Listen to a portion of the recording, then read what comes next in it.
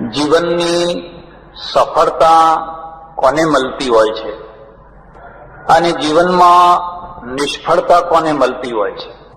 એવો કયો માણસ હશે જે પોતાના જીવનને નિષ્ફળ બનાવવા માંગતો હોય?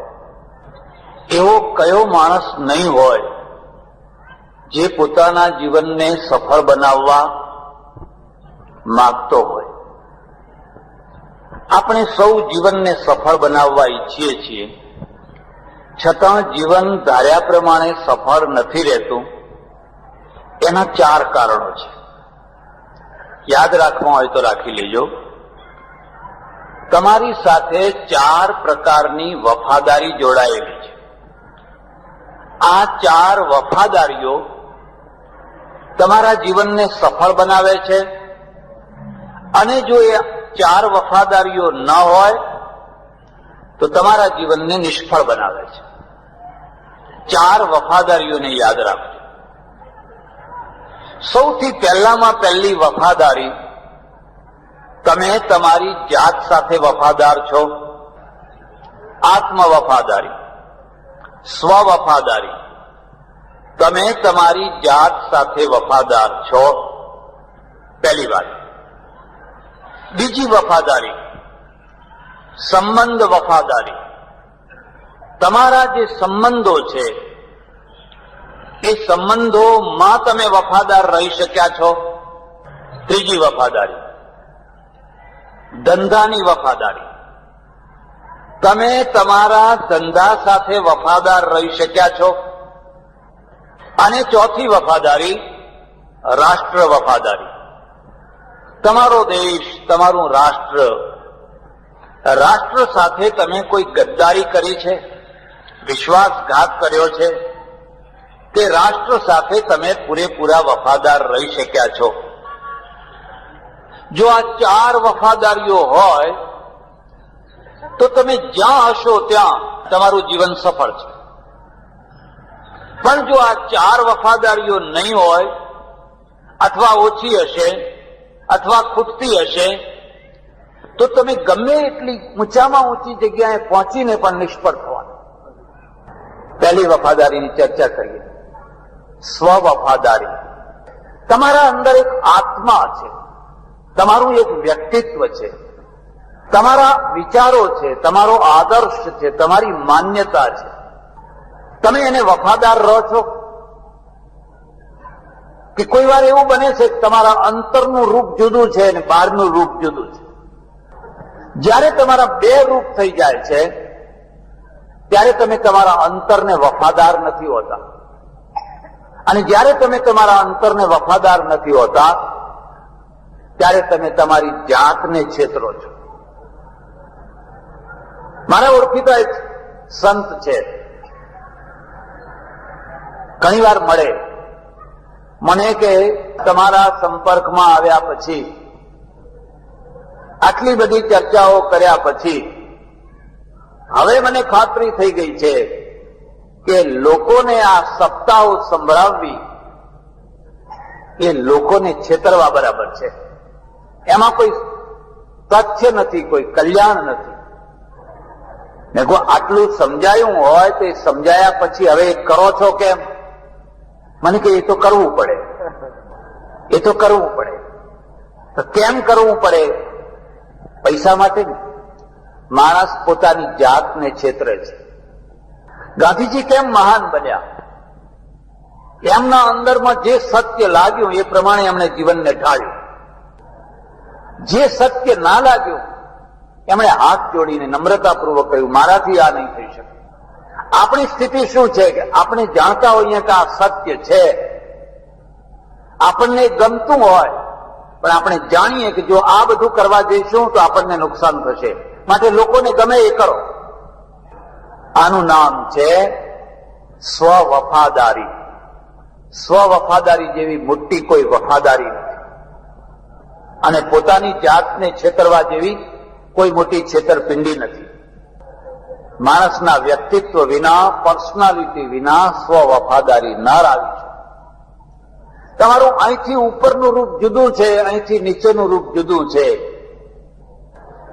એમાં સ્વ વફાદારી નથી. એટલે આ પહેલી વાત. પછી બીજી વફાદારી છે. તમે તમારા સંબંધોને વફાદાર રહી શકો છો? આ સંબંધોને બે ભાગમાં વહેંચી નાખો. એક વ્યવહારિક સંબંધો અને બે લાગણીના સંબંધો. વ્યવહારિક સંબંધ એટલે શું? તમે બે માણસોએ ભાગીદાર થઈને એક દુકાન શરૂ કરી, બે ત્રણ માણસોએ ભેગા મળીને એક દુકાન શરૂ કરી. હવે તમારા સંબંધો શું છે? એક પટેલ છે, એક બ્રાહ્મણ છે, એક વાણિયો છે, પણ ત્રણેય મળીને ગંજ બજારમાં દુકાન શરૂ કરી. આને વ્યવહારિક સંબંધ. તમે એમાં વફાદાર રહી શકો છો? તો જે માણસ ગેરહાજર છે અથવા જે માણસ બહુ વિશ્વાસુ છે એનો ગેરલાભ ઉઠાવો છો. અને જો તમે એનો ગેરલાભ ઉઠાવતા હોવ તો તમે નક્કી સમજજો કે આ તમારો સંબંધ લાંબો ટાઈમ ચાલવાનો, અને જ્યારે એ સંબંધ તૂટશે ત્યારે કડવાશ લઈને તૂટશે. સંબંધ ભલે છૂટી પડે પણ મધુરતાની સાથે, એકબીજાને પેંડા ખવડાવી, એકબીજાને ચા પીવડાવીને બને. આજે આપણે ભાગીદાર હોઈએ, કાલે ના રહેવું હોય તો બેસીને નિર્ણય કરી દીધો, 2000 5000 આમ કે આમ, પણ પેંડા ખાઈને જુદા પડ્યા હોય, ચા પીને જુદા પડ્યા હોય તો એ સંબંધ તૂટ્યો ના કહેવાય. પેલી કડવાશ થઈ હોય, અને એ કડવાશ એટલે હદ સુધી કે કાં તો એ કડવાશ કોર્ટે લઈ જાય, કાં તો એ ધારિયાની ધાર ઉપર લઈ જાય, કઈ કહી ન શકાય. એટલે આ બીજી વાતને યાદ રાખજો. તમારા જે સંબંધો છે, બોલાય, એ સંબંધોના બે રૂપ છે. તમે તમારા સંબંધમાં વફાદાર રહી શકો છો. એક બીજી વાત યાદ રાખજો, સંસારમાં સાચવવા જેવી કોઈ ચીજ હોય તો સંબંધ છે. પૈસા કરતા વધારે સાચવવા જેવી ચીજ છે. પૈસો કદાચ ચોરાઈ ગયો હોય, પૈસો કદાચ પડી ગયો હોય તો તમે બહુ જલ્દીથી એને મેળવી શકશો, પણ સંબંધને જો નહીં સાચવી શક્યા હોવ, સંબંધને તમે નહીં જાળવી શક્યા હો અને બગાડી ચૂક્યા હશો તો સંબંધને જલ્દીથી પછી પાછો સારો નથી કરી શકાતો. એટલે મારી તમને ખાસ સલાહ છે, પહેલા તો સંબંધ બાંધો નહીં, કોઈના ભાગીદાર બનો નહીં. એમાંય કુટુંબીઓના ભાગીદાર તો કદી થવું જ નહીં.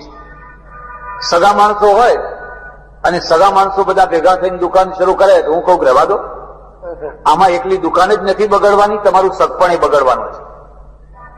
પેલા બહારના માણસો હશે તો ખાલી દુકાન જ બગડવાની છે, અને આ તમે દુકાને બગાડશો ને તમારા સગપણ એ બગાડશો, અને એ સગપણની અસર કોઈ દીકરી ઉપર થશે, કોઈ બહેન ઉપર થશે, કોઈ ફલાણા ઉપર થશે, કોઈ ફલાણા ઉપર થશે.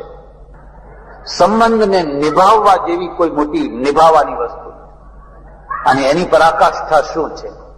તમારામાં કેટલી સહન શક્તિ છે, તમારામાં કેટલી ઉદારતા છે, અને તમારામાં કેટલું ડાપણ છે. સહન શક્તિ, ઉદારતા અને ડાપણ, આ ત્રણ જ્યાં ભેગા થયા હોય ત્યાં સંબંધ સચવાય. સહન શક્તિ ના હોય, તક ને ફળાક બોલવાની ટેવ હોય, એ સંબંધ ના સાચવી છે. ગમ ખાતો આવડે છે, સાસુને વહુ બેઠા હોય તો પૂછી જોજો તમારા સંબંધ સચવાયા છે કે ઝેર ઝેર થઈ ગયા છે. અને હવે ઝેર ઝેર થઈ ગયા છે તો એ ઝેરનું દુઃખ તમને છે કે બીજા કોઈને છે? અને એ ઝેરને અમૃત કરવું હોય તો કરશો કેવી રીતે? એક ગામ હતું, એમાં એક મહારાજ રહે, મંદિર, લોકો દર્શન કરવા આવે. એક વહુ આવી કોઈની, અને મહારાજને કહ્યું મારે બહુ દુઃખ છે, મને જે સાસુ મળી છે ને એ સાસુ નથી પણ એ ગયા જન્મની કસાઈ છે. એની જીભ ઉપર જ્યારે જુઓ ત્યારે ગાળો, અપશબ્દો, ટૂંકારો ઉતારી પાડવાની વૃત્તિ. હું ત્રાસી ગઈ છું, ઝઘડાથી કંટાળી ગઈ. આપજી મને કોઈ રસ્તો બતાવો, કોઈ ઉપાય બતાવો. એમણે કહ્યું તું ચિંતા ના કર, મારી પાસે એક મંત્ર છે, જો એ મંત્રને તું જપે, મારા કયા પ્રમાણે રાખે તો ધીરે ધીરે તારા ઘરમાં ઝઘડા શાંત થઈ જશે. જોડીમાંથી એક રુદ્રાક્ષનો મણકો કાપ્યો, આવડો, અને કહ્યું કે જ્યારે પણ તારી સાસુ ઝઘડા કરે, આ મણકાને તારે દાઢ નીચે દબાવી દેવાનું, દાઢ નીચેથી ખસવા નહીં દેવાનું, અને દાઢ નીચે દબાવીને ત્યારે ઓમ નમઃ શિવાય, ઓમ નમઃ શિવાય, ઓમ નમઃ શિવાય, ઓમ નમઃ શિવાય મંત્ર જપ, પણ દાઢ નીચે તેને ખસવા નહીં દેવાનું. જેવી ઘેર ગઈ એટલે પેલી મોડું થયું એટલે પેલી મણમણની જોખવાની તૈયાર જ, ખૂબ ખૂબ ગાળો બોલવા, તું આવીને તું તેવીને તું ફલાણીને આમ ને તેમ ને, એને ચટ દઈને મણકો દબાવી દીધો. ખૂબ સામે બોલવાની ખૂબ ઈચ્છા થાય, પણ આજે જ ગુરુ મંત્ર લીધો છે અને કહ્યું છે કે દાઢ નીચેથી બહાર નહીં નીકળવા દેવાનું. સાસુ નવાઈ લાગી કે આ રોજ તો સામે બોલતી હતી ને આજ સામે કેમ નથી બોલતી? એક દુનિયાનો નિયમ છે, એકલું લાકડું વધારે ટાઈમ બળી ન શકે. લાકડાને સળગાવવું હોય તો જોડે બીજું મૂકવું પડે, ત્રીજું મૂકવું પડે. એકલું લાકડું ચૂલામાં મૂકો તો એની મેરેજ બુঝી જશે. ઝઘડો કરવો હોય તો ઉત્તર પ્રત્યુત્તર કરો તો ઝઘડો થાય. હવે એક માણસ ચૂપ થઈને બેસી ગયો હોય તો કેટલો ટાઈમ તમે ઝઘડો કરશો? સાસુ થાકીને ચૂપ થઈ ગઈ, ફરી બીજી વાર, ત્રીજી વાર, ચોથી વાર, બસ મણકો મૂકી જ દે. 5-7 વાર થયું એટલે એની સાસુને જ થયો વિચાર કે હું એકલી ઝગડ કરું છું ને આ તો બિચારી કેટલી સુધરી ગઈ, કેટલી ડાહી થઈ ગઈ, સામો જવાબ જ નથી આપતી. પછી જ્યાં જાય ત્યાં વખાણ કરે, મારી વહુ તો બહુ સુધરી ગઈ, બહુ ફરક પડી ગયો. અને હવે બંનેમાં પ્રેમ થઈ. સંબંધ કદી પણ સહન શક્તિ વિના લાંબો ટાઈમ ચાલતો નથી હોતો.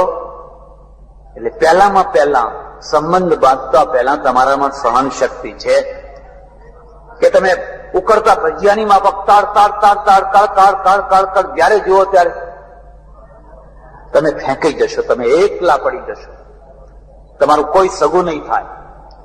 જો તમારામાં સમય ઉપરની સહન શક્તિ નહીં હોય તો ભાઈઓ નહીં રહે, બહેનો નહીં રહે, માં નહીં રહે, બાપ નહીં રહે, મિત્રો નહીં રહે. હા, જો સહન શક્તિ હશે તો બધું સારું થશે. પણ તમારામાં ઉદારતા છે એટલી સહન શક્તિ જ નહીં. તમે સમય ઉપર કોઈને ચા પીવડાવી શકો છો, તમે સમય ઉપર કોઈને જમાડી શકો છો, તમે સમય ઉપર કોઈને 5-25 રૂપિયા આપી શકો છો, કોઈનું કામ કરી શકો છો, તમે સમય ઉપર તમારી ગાડીમાં કોઈને બેસાડી શકો છો, કોઈના ત્યાં પ્રસંગ હોય તો તમારા 2 ગોદડા આપી શકો છો. યાદ રાખજો, ઉદારતા એ જ સુગંધ, અગરબત્તીની માફક આખા ગામમાં તમારી સુગંધ ફેલાશે. મારા ઓળખીતા એક પટેલ છે, મને કે મહારાજ મારે 3 દીકરીઓ અને 3 વેવૈયો, અરે 3 વેવૈયો માથે પડ્યા. મેં કહ્યું માથે પડ્યા? મેં કહ્યું કેમ માથે પડ્યા? અરે મને કે વાત ના કરો. એટલે હું તમને ખાસ વાત કહું છું, જો વેવઈ બનાવી ચૂક્યા હોય તો હવે કઈ સાંભળવાની જરૂર નથી, પણ હજુ જો બનાવવાના બાકી હોય તો હું તમને ખાસ સલાહ આપું છું કે કોઈને વેવઈ બનાવતા પહેલા ઓચિંતાના અજાણ્યા થઈને જઈને એના ત્યાં 5 વાર જમી આવજો. 5 વાર એના ત્યાં જમી આવજો, તમને ખબર પડે કે રોટલી કેવી પીરસે છે, એની ઘીની ચમચી કેવી છે, એ આવકાર કેવો આપે છે, કે કેવા બેસાડે છે, કે કેમ શું છે. પછી આગળ પગલું ભરજો. મેં કહ્યું શું તમે માથે શું પડ્યા? મને કે મારા એક પહેલા વેવાઈ છે મોટી દીકરી વાળા, એમના ત્યાં જઈએ 8-9 વાગે પહોંચીએ બસમાં બેસીને, જેવા ઉતરીને બેસીએ એવા તરત જ બસના ટાઈમ સંભળાવે. હમણાં એક 10 વાગે બસ જાય છે, પછી એક 10:30 વાગે જાય છે, પછી પાછી એક 11 વાગે જાય છે, અને પછી તો મોડું થઈ જાય, તડકો થઈ જાય, પછી તમારે બસ કામ ના આવે. હવે મારે તડકો થાય છે કે એને તડકો થાય? પણ એ બેસીએ ત્યારથી જ બસના ટાઈમો સંભળાવ્યા કરે. મેં કહ્યું હા. પછી મને કે એક બીજા વેવાઈ છે, એ બસના ટાઈમ નથી સંભળાવતા, પણ એ જમવા બેસીએ એ વખતે જ મોંઘવારીની વાતો કરે કે શું કરીએ, આ બટાકા અત્યારે 10-5 રૂપિયા કિલો થયા, અને તેલના તો 600 ઉપર થયા, અને ઘીના તો 80 પહોંચ્યા, શું ખાવું? હવે આ વખતે મોંઘવારીની વાતો કરે. આપણે જમતા હોઈએ ને તો જમતી વખતે જ બધી મોંઘવારીની વાતો કરે, એને ખાવાની જ મોંઘવારીની વાતો કરે, એને પગાર વધ્યો એ વાતો ના કરે, એનો કેટલો પગાર વધી ગયો છે, એને કેટલી આવક વધી ગઈ એ વાતો ના કરે. હા, અને કે ત્રીજા વેવાઈ છે ને એ પ્રોફેસર છે, એટલે એ જમતી વખતે અલ્પાહારના ગુણગાન ગાય કે આપણે 2 રોટલી ઓછી ખાધી હોય તો કેટલું આરોગ્ય સારું રહે, અને આ 85 કરોડની જનતા રોજ જો 2 રોટલી ઓછી ખાય તો એમને કેટલો લાભ થાય. હવે જમતી વખતે જ અલ્પાહારની વાતો કરે, એમ એ આગ્રહ કરીને 2 રોટલી વધારે ના ખવડાવે. એ મને કે મારે તો 3 વેવૈયો માથે પડ્યા છે. આવું તમને ખાસ વાત કહું છું કે જો ના કર્યા હોય, હજુ સુધી કરવાના હોય તો પહેલા 1-2 વાર એમના ત્યાં જઈને જમી આવો. સંબંધ કોણ નભાવી શકે? તમે તમારી દીકરીના ત્યાં ગયા હો, સગા દીકરાના ત્યાં ગયા હો, ભાઈના ત્યાં ગયા હો, અને બસનો ટાઈમ બતાવીને તમને જમાડ્યા વિના મોકલી આપે, એના ત્યાં ફરી જવાની ઈચ્છા થાય ખરી? તમારે ના રહેવું હોય ને તમે જાઓ એ વાત જુદી છે, પણ તમારે કલાક રોકાવું હોય ને પેલો બસના ટાઈમ બતાવ કરતો હોય, એના ત્યાં ફરી જવાની ઈચ્છા થાય ખરી? એનામાં શું ખૂટે છે? એનામાં ઉદારતા ખૂટે છે. અને ઉદારતામાં સૌથી મોટી ઉદારતા રોટલાની ઉદારતા છે. બહુ સસ્તી ઉદારતા છે. 2-5 હજાર આપવાની ઉદારતા એક તરફ રહી, દાન ધર્માદો એક તરફ રહ્યો, પણ રોટલાની ઉદારતા છે ને એના જેવી કોઈ મોટી ઉદારતા નથી. આ પહેલી વાત. એટલે તમારે સંબંધ નભાવવા હોય તો પહેલા વિચાર કરજો મારા સ્વભાવમાં શું ખૂટે છે. લોભિયા માણસોને કદી યશ નથી હોતો, એની કીર્તિ નથી હોતી. અને ત્રીજી વાત છે દાપણ, સમજણ. તમારા સંબંધો, વ્યવહારિક સંબંધો, માનો તમે 2 ભાગીદાર છો, તમે વેવૈયો છો, કોઈ વ્યવહારિક સંબંધ છે તમારો, એ સંબંધોને તોડવા માટે લોકો પ્રયત્ન કરશે. જો તમારા કાન કાચા હશે, તમારી સરસ દુકાન ચાલતી હશે ને તમને એકબીજામાં કેમ અવિશ્વાસ કરાવી દેવો, એકબીજા પ્રત્યે શંકા કુશંકા કેમ કરાવી દેવી, એકબીજાના મન કેમ ખાટા કરાવી દેવા, આવા પ્રયત્નો લોકો કરવાના. અને જ્યારે આવા પ્રયત્નો લોકો કરે ત્યારે તમારામાં જો દાપણ નહીં હોય તો તમે એ પ્રયત્નોમાં ફસાઈ જવાના ને તમારા સંબંધો તોડી નાખશો. એટલે આ સંબંધોની વાત થઈ. આર્થિક સંબંધો, વ્યવહારિક સંબંધો, એને વફાદાર રહેજો, એની ગંભીરતાને સમજ. જ્યાં સુધી ભાગીદાર છીએ ત્યાં સુધી આપણે વફાદાર છીએ. તું નહીં હોય તો ગલ્લામાંથી 1 પૈસો હું નહીં કાઢું, અને 1 પૈસો કાઢીશ તો નોંધીને કાઢીશ. તમારી પોતાની દુકાન હોય, તમે ગમે એમ પૈસા વાપરો, પણ જયારે તમારા ભાગીદાર નીચેની હાજર નથી ત્યારે તમને 1 પૈસો પણ આગો પાછો કરવાનો અધિકાર નથી. એ નાની વાત બહુ મોટું રૂપ ધારણ કરી લેશે. વાત ભલે નાની હોય પણ એક બહુ મોટું રૂપ ધારણ કરી લે. પણ વ્યવહારિક સંબંધો કરતા માણસને સૌથી વધારેમાં વધારે સુખ આપનારા અને આઘાત આપનારા સંબંધ, એનું નામ લાગણીના સંબંધ. માતા ને પુત્રનો સંબંધ છે, પતિ ને પત્નીનો સંબંધ છે, ભાઈ ભાઈનો સંબંધ છે, ભાઈ બહેનનો સંબંધ છે. આ વ્યવહારિક સંબંધ નથી. વ્યવહારિક સંબંધ છે આ વ્યવહારિક સંબંધ નથી, આ લાગણીના સંબંધો છે. લાગણીના સંબંધો બહુ આળા હોય છે, બહુ આળા હોય છે. એના પરિણામ બહુ ભયંકર હોય છે. તમે પતિ પત્નીનો સંબંધ બાંધ્યો, હવે બંને વફાદાર છો, અને બંને વફાદાર છો ને તમે જીવનની ઘણી મોટી સફળતા મેળવી લીધી. પણ બંને એકબીજાને છેતરો છો તો, અથવા બેમાંથી એક છેતરે છે તો ભરતુરીએ રાજ્ય કેમ છોડ્યું? ભરતરી કોઈ ગાંડો માણસ હતો? કેટલો મોટો વિદ્વાન, કેટલો મોટો જ્ઞાની, શ્લોકોની રચના કરનાર, ગ્રંથોની રચના કરનાર. એનું હૃદય છે, એની લાગણીઓ છે એટલી તીવ્ર છે, અને એ તીવ્ર લાગણીને જ્યાં આઘાત પહોંચ્યો એ રાજ્ય બધું ઝેર થઈ ગયું. તમારો બંગલો ઝેર થઈ જાય, અમૃતના ભોજન ઝેર થઈ જાય. મારે આશ્રમમાં 5 મહિના પહેલા એક વૃદ્ધ સજ્જન આવ્યા, આણંદમાં આવેલા, પછી મળવા આવ્યા. મને કે મારે 1 મહિનો તમારે ત્યાં રહેવું છે. મેં કહું આવો રો. અરે બહુ સજ્જન માણસ, ગૌર વર્ણ, ભવ્ય ચહેરો, આમ દેખાઈ આવે કે એની એક પર્સનાલિટી છે, એની એક ખાનદાની છે, વાળ સફેદ. એ કશું બોલે નહીં, હું કશું બોલું નહીં. સાંજે બેસીએ, કઈ ચર્ચા થોડી ઘણી કરીએ. બહુ વિદ્વાન, ઉર્દુનો, ફારસીનો, અંગ્રેજીનો બહુ મોટો વિદ્વાન. પછી આવા કાર્યક્રમમાં સાથે લઈ જવું. સાથે આવતા આવતા આવતા એનું મન ઉગડ્યું. કોઈના મનના નીચે કેટલું દબાયેલું છે તમને ખબર છે? અને જે મનના નીચે દબાયેલું જે જાણે એને પારદર્શી કહેવાય. એને પારદર્શી કહેવાય. હું જાણી ગયેલો કે આ માણસ દુઃખી છે, પણ મારે એને કશું કહેવું નથી. કહેવાનો પણ એક વરાપ આવતો હોય છે. જેમ ખેતરમાં વરાપ આવે ને, તમે પૂછ કરો તો કોઈ કશું ના કહે, પણ જયારે કહેવાનો વરાપ આવે ને પછી એ બધું જે હોય એ બધું કહી ધીરજ રાખવી જોઈએ. એકવાર એક સભામાં જવાનું થયેલું, બહેનોની સભામાં. બહેનોનો પ્રસંગ હતો ને મેં કહ્યું આ બહેનોને બધા બાળી મૂકે છે. કચ્છમાં 6 મહિનામાં 86 બહેનો બળેલી બાળેલી જે તે એ વિશે બધી ચર્ચા હતી.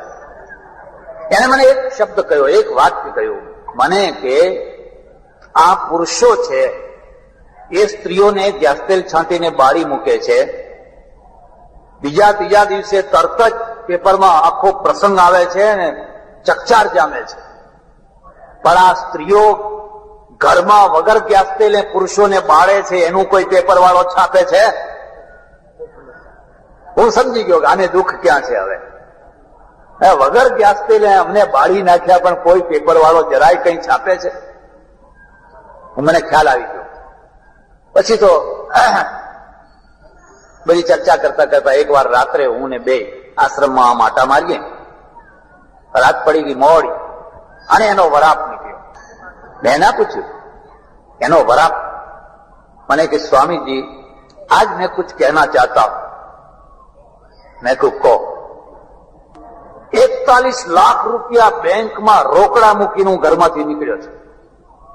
કેટલા? 41 લાખ રૂપિયાનું બેંક બેલેન્સ મૂકી અને હું ઘરમાંથી ઉઘાડા પગે નીકળી ગયો છું. અને દિલ્હીમાં મારા 2 બંગલા, એક 1.5 કરોડનો અને એક 80 લાખનો. મારે હવે એ બંગલા ઉપર થૂંકવાય નથી.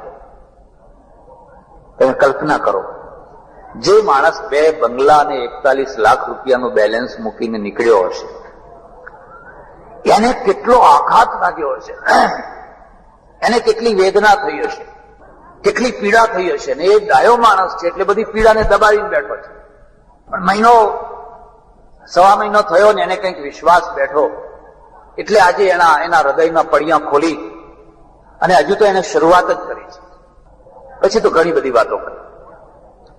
હવે બન્યું એવું 3, 4, 5 દિવસ થયા હશે એને, અને એની પત્ની ને એનો છોકરો બે ત્યાં પહોંચી ગયા ખોરતા ખોરતા. ફેર તપાસ કરતા કરતા સરનામું મેળવતા પહોંચી ગયા. મને ખબર નહીં. અને જેવા એમને જોયા આ માણસ બિલકુલ આશ્રમ છોડીને ચાલ્યો, એ પેલા બે રડવા માંડ્યા.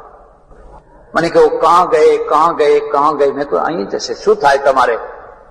પછી વાત કરી કે મારા પતિ છે, આ છોકરો કે મારા પપ્પા છે. મેં કહ્યું હવે તમે એમને ખોરવા કેમ નીકળ્યા છે? મને કે અમારે ત્યાં બધું છે, પૈસાની કોઈ કમી નથી, સુખી છીએ, પણ એ નથી એનું જ દુઃખ છે. પેલી સ્ત્રી બહુ રડે. મને કે હું આ મારી જિંદગી પાછળની કાઢું કેવી રીતે? મેં તો તારે વિચાર કરવો તો. તને તારો ધણી સાચવતા ના આવડ્યું તો હવે તું બીજું આવડશે શું? તને તારી બૈરી સાચવતા ના આવડી, તને દુકાન સાચવતા ના આવડી, તો તું કરીશ શું જિંદગીમાં? મને કે તમે સમજાવો ને. મેં કોઈના સમજાવેલા કોઈ પાછા આવતા હશે. તમારે બેયને ક્યાં ગાંઠો પડી છે એ હું શું જાણું? ચાલ્યો ગયો. પછી મેં કોઈને મોકલીને જયારે તપાસ કરો આટલામાં કઈ બેઠા હોય જરા જુઓ. અમારેથી 1/2 કિલોમીટર દૂર, 1.5 કિલોમીટર દૂર બસ સ્ટેન્ડ ચોકડી, ત્યાં એ માણસ હોટલ આગળ એક ખોખા ઉપર બેઠો. અને સમજાયો ચાલો ચાલો ચાલો, ના આવે. એના પત્ની છોકરાને મોકલે, ચલે જાઓ ઇધર મત આના, હમકો મુંહ મત દિખાના, ચલે જાઓ. એ ના આવ્યા, પાછા આવ્યા. મને કે ત્યાં ખોખા ઉપર બેઠા છે ને અમને ધુતકારી દે છે ને પાછા નથી આવતા. અમારે પછી આશ્રમમાં ત્યારે ગાડી કંઈક આડેવડી ગયેલી, મેં જલ્દીથી જે રિક્ષા મળી એ રિક્ષા લઈ અને હું જાતે ગયો. આટલું બાંડિયું પહેરેલું, મને જોયો, એની સાથે જ રિક્ષામાં બેસી. મને કે સ્વામીજી આપને ક્यों કષ્ટ ઉઠાયા?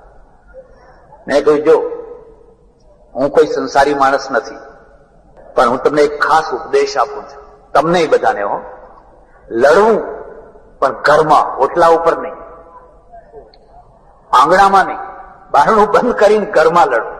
તમારી ફજેથી ઘરમાં, ઘરની દિવાલો મારે, આજુબાજુના બધા જાણે એવી રીતે નહીં લડવું.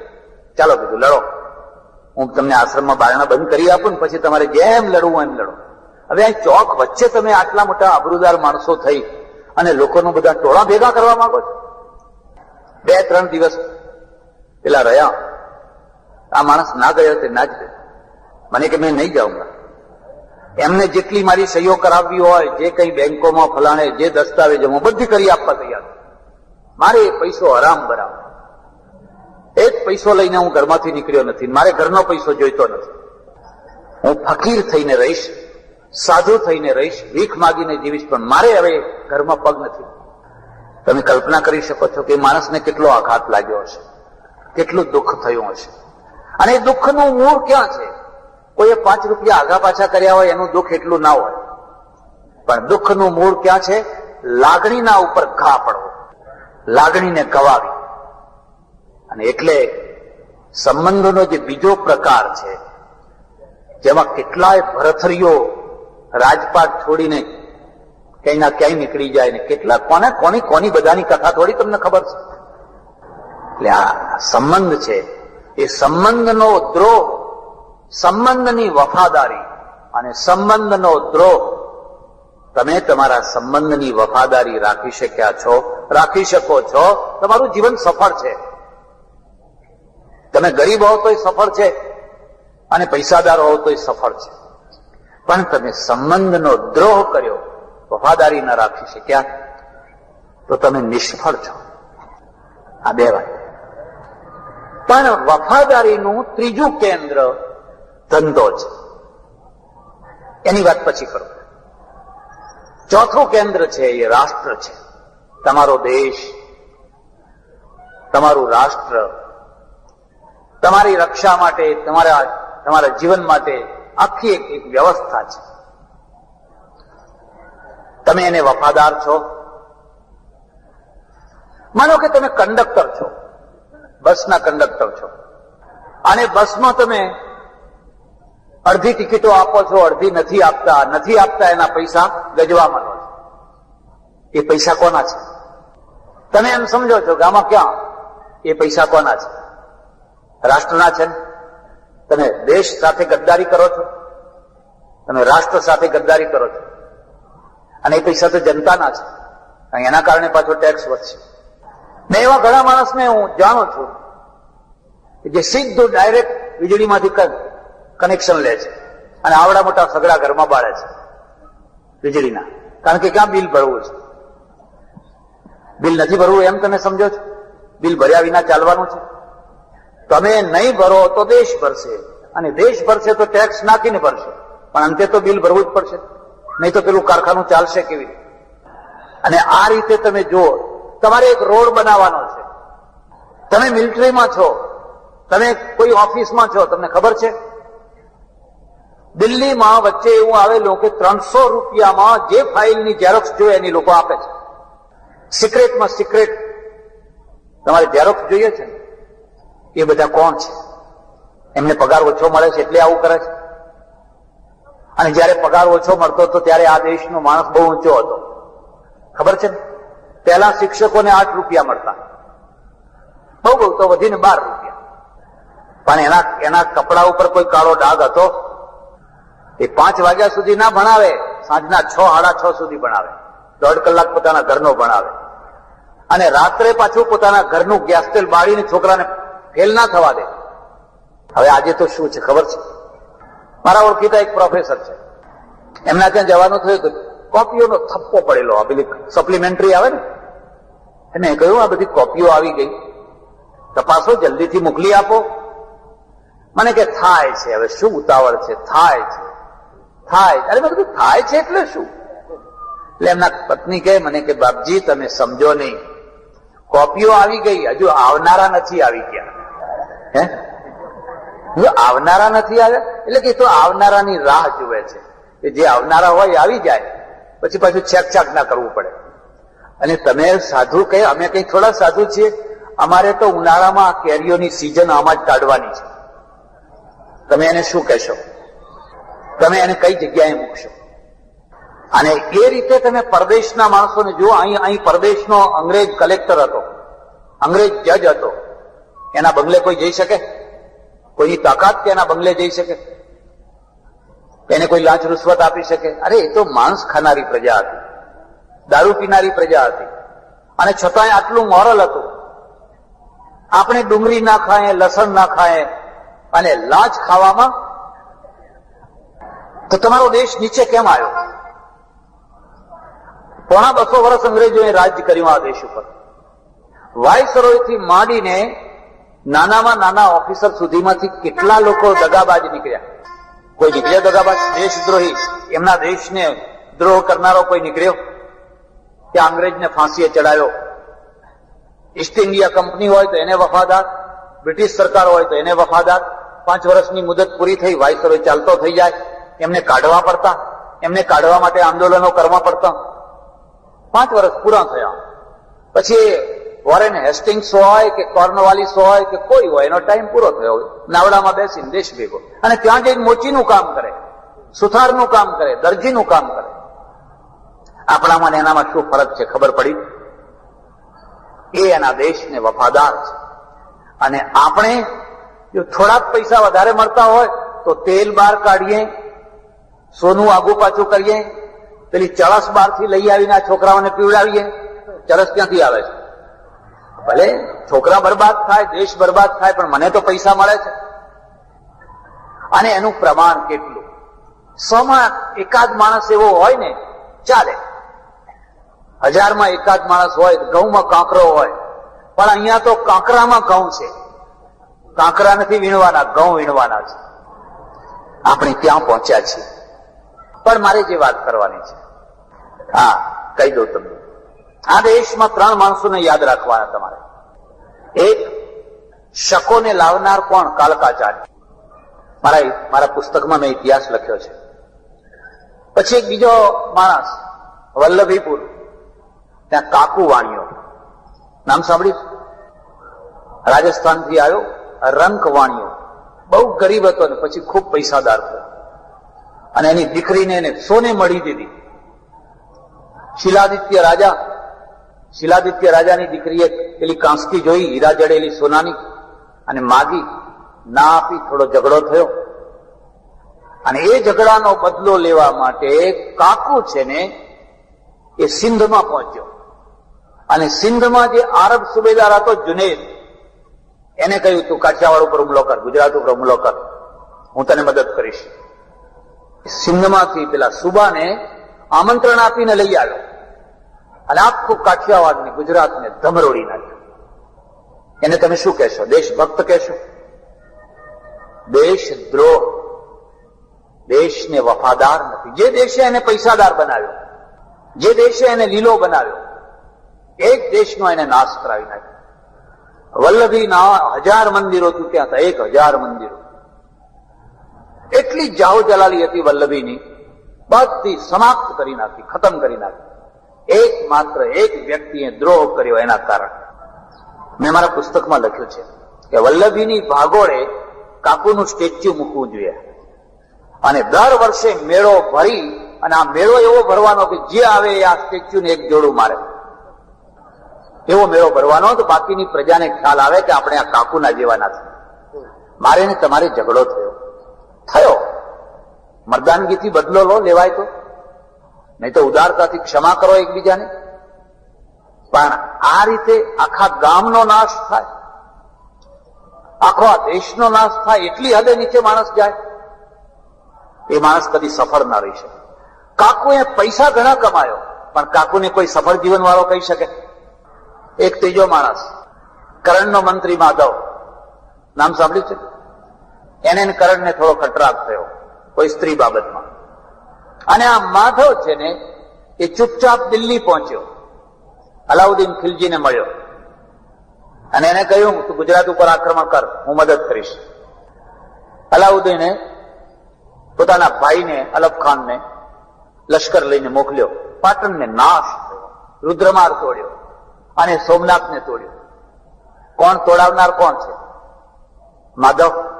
એને તમે શું કહેશો? મારે તમારે ઝઘડો હતો, આ ગુજરાતને તો ઝઘડો નતો. તમારી નર્મદા યોજના હોય, થતી હોય, અને એમાં અહીંનો એકાદ માણસ એને તમે લાખ 2 લાખ રૂપિયા આપી દો, પછી આમ તેની જમાતમાં ભળી જાય, એને તમે શું કહેશો? એને 2 લાખ રૂપિયા આપી દીધા, કઈ લાલચ આપી દીધી, કઈ આપી દીધી, અને હવે નર્મદા બાંધને તોડવાના કામમાં લાગી જાય. ભલે ને આખી ગુજરાતની પ્રજા રોતી હોય ને અનાજના ફાંફા મારતી હોય ને ધરતી સૂકી રહેતી હોય તો રહે, પણ મને તો 2 લાખ મળ્યા. તમારા ગામમાં રોડ આવવાનો હોય, તમારા ગામમાં રેલવે આવવાની હોય, તમારા ગામમાં કોઈ કારખાનું આવવાનું હોય, અને ગામનો એકાદ માણસ છે 5-25 હજાર લઈને આખું તંત્ર બગાડી નાખે, એને તમે શું કહેશો? તમે એવા માણસો પકવો છો તો તમે મહાન પ્રજા ના થઈ શકો. એટલે રાષ્ટ્રદ્રોહ. પણ મારે જે ચર્ચા કરવાની છે એનું નામ છે ધંધાની વફાદારી. ધંધાનો દ્રોહ નહીં કરવાનો. હું ઘણી વાર લોકોને કહું છું, તમારો ધંધો છે ને એ જ તમારી આરાધના છે, એ જ તમારી ઉપાસના છે. તમે ધંધાને વફાદાર હો, તમારી સફળતા આગળ ને આગળ દોડ્યા કરશે. જાપાન ગયો ગયા વર્ષે, એટલે ઈચ્છા થઈ કંઈક અહીંયા આપણે થોડા અનુભવ કરીએ. તો ટોકિયોનું બહુ મોટામાં મોટું કેન્દ્ર છે ને ગિંજા કહે છે, જેમ મુંબઈમાં ચોપાટી છે ને, આલિશાન બધા મકાનો અને વિશાળ રોડ, દર્પણના જેવા મકાનો ચળકતા, અને આટલો કોઈ જગ્યાએ કચરો નહીં, કોઈ ટુકડો નહીં, કોઈ હાથ કરીને થૂકે નહીં, કોઈ જગ્યાએ નહીં. તમારા ઘરમાં ચોખ્ખાઈ ના હોય એટલી ચોખ્ખાઈ. ફૂટપાથ ઉપર પલાઠી વાળીને બેસી ગયો, આવી રીતે બેસી 3 કલાક બેઠો.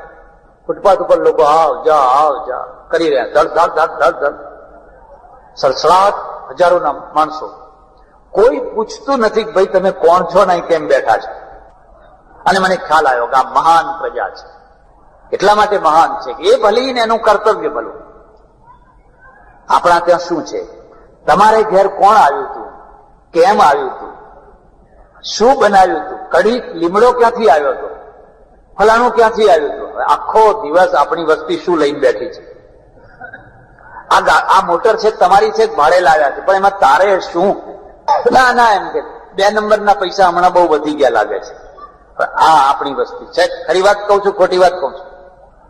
આપણે કોઈનું સુખ નથી જોઈ શકતા, અને રાત દિવસ બીજાની પંચાયત. પણ એ પંચાયતને જો તમારે છોડાવવી હોય ને તો સપ્તાહોથી નહીં છૂટે.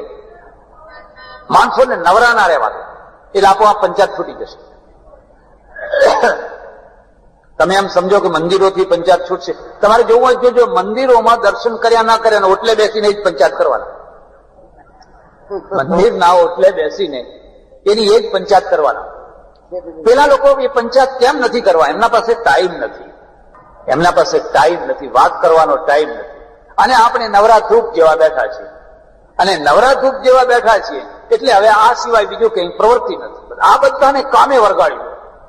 કામ કરો ને જીવો, કામ કરો ને જીવો, કામ કરો ને જીવો. પછી એક બીજો અનુભવ કર્યો. મોટા મોટા સ્ટોરો, 4-5 સ્ટોરોમાં પેસી ગયો. કઈ ખરીદવું નતું. આ બારણે જાઓ, મોટું આમ રાઉન્ડ બધું ફરો, જુઓ. કોઈ વસ્તુ લેવી હોય, ઉપર ભાવ લખેલો હોય, કોઈ હાજર ના હોય, એક ડોલકામાં નાખો, લારીમાં લઈને આવો કાઉન્ટર ઉપર, અને એને ત્યાં જશે, હરફર નહીં કરવાનું, પૈસા આપો ને રવાના કરો. કોઈ ભાવતાલ નહીં, કોઈ છેતરવાનું નહીં, કોઈ ઓછું નહીં. 5 મીટર કપડું લો, ઘેર જઈને માપો, 5 મીટરના ઉપર આટલું વેચ વધારે થશે, કે વેચ છોડીને કાતર મૂકે. મેં અનુભવ કર્યો એટલે ઓછું તો નહીં, ઉલટું વધવાનું. એનો તાકો આવે ઉપર લખ્યું હોય 40 મીટર, પણ ઉપરનું 0.5 મીટર છે એ વધારા, 40 મીટર ઉપર 0.5 મીટર. આપણી દશા એ છે કે તમે 10 મીટર કાપડ લેવા જાઓ, એ કાપડ વાળા છે ને એવી રીતે ખેંચે છે કે દરેક વાર ગજમાં 1 ઇંચ ઓછું થાય, 1.5 ઇંચ ઓછું થાય, ને 10 મીટરમાં 10 ઇંચ, 15 ઇંચ, 12 ઇંચ તો ઓછું થઈ જ જાય. એ રીતે એને શીખવાડવામાં આવે. જોખનારને ધડો કેમ કરાય, નીચે મેગ્નેટ કેમ રખાય, રાજવા બટકડા પેલા બાંટ છે આપવાના જુદા, લેવાના જુદા, એ બધું કેમ કરાય. બધે ફર્યો, ક્યાંય ભગવાન નહીં, ભગવાનનો ફોટો નહીં, દીવો નહીં, ધૂપ નહીં, અગરબત્તી નહીં. મેં કહ્યું આ નાસ્તિક લોકો હશે શું? અને આપણે કોઈ દુકાન એવી ખરી જ્યાં ભગવાનનો ફોટો નહીં હોય, જ્યાં દીવો ધૂપ નહીં થતો હોય, એવી કોઈ દુકાન તમે બતાવી શકશો?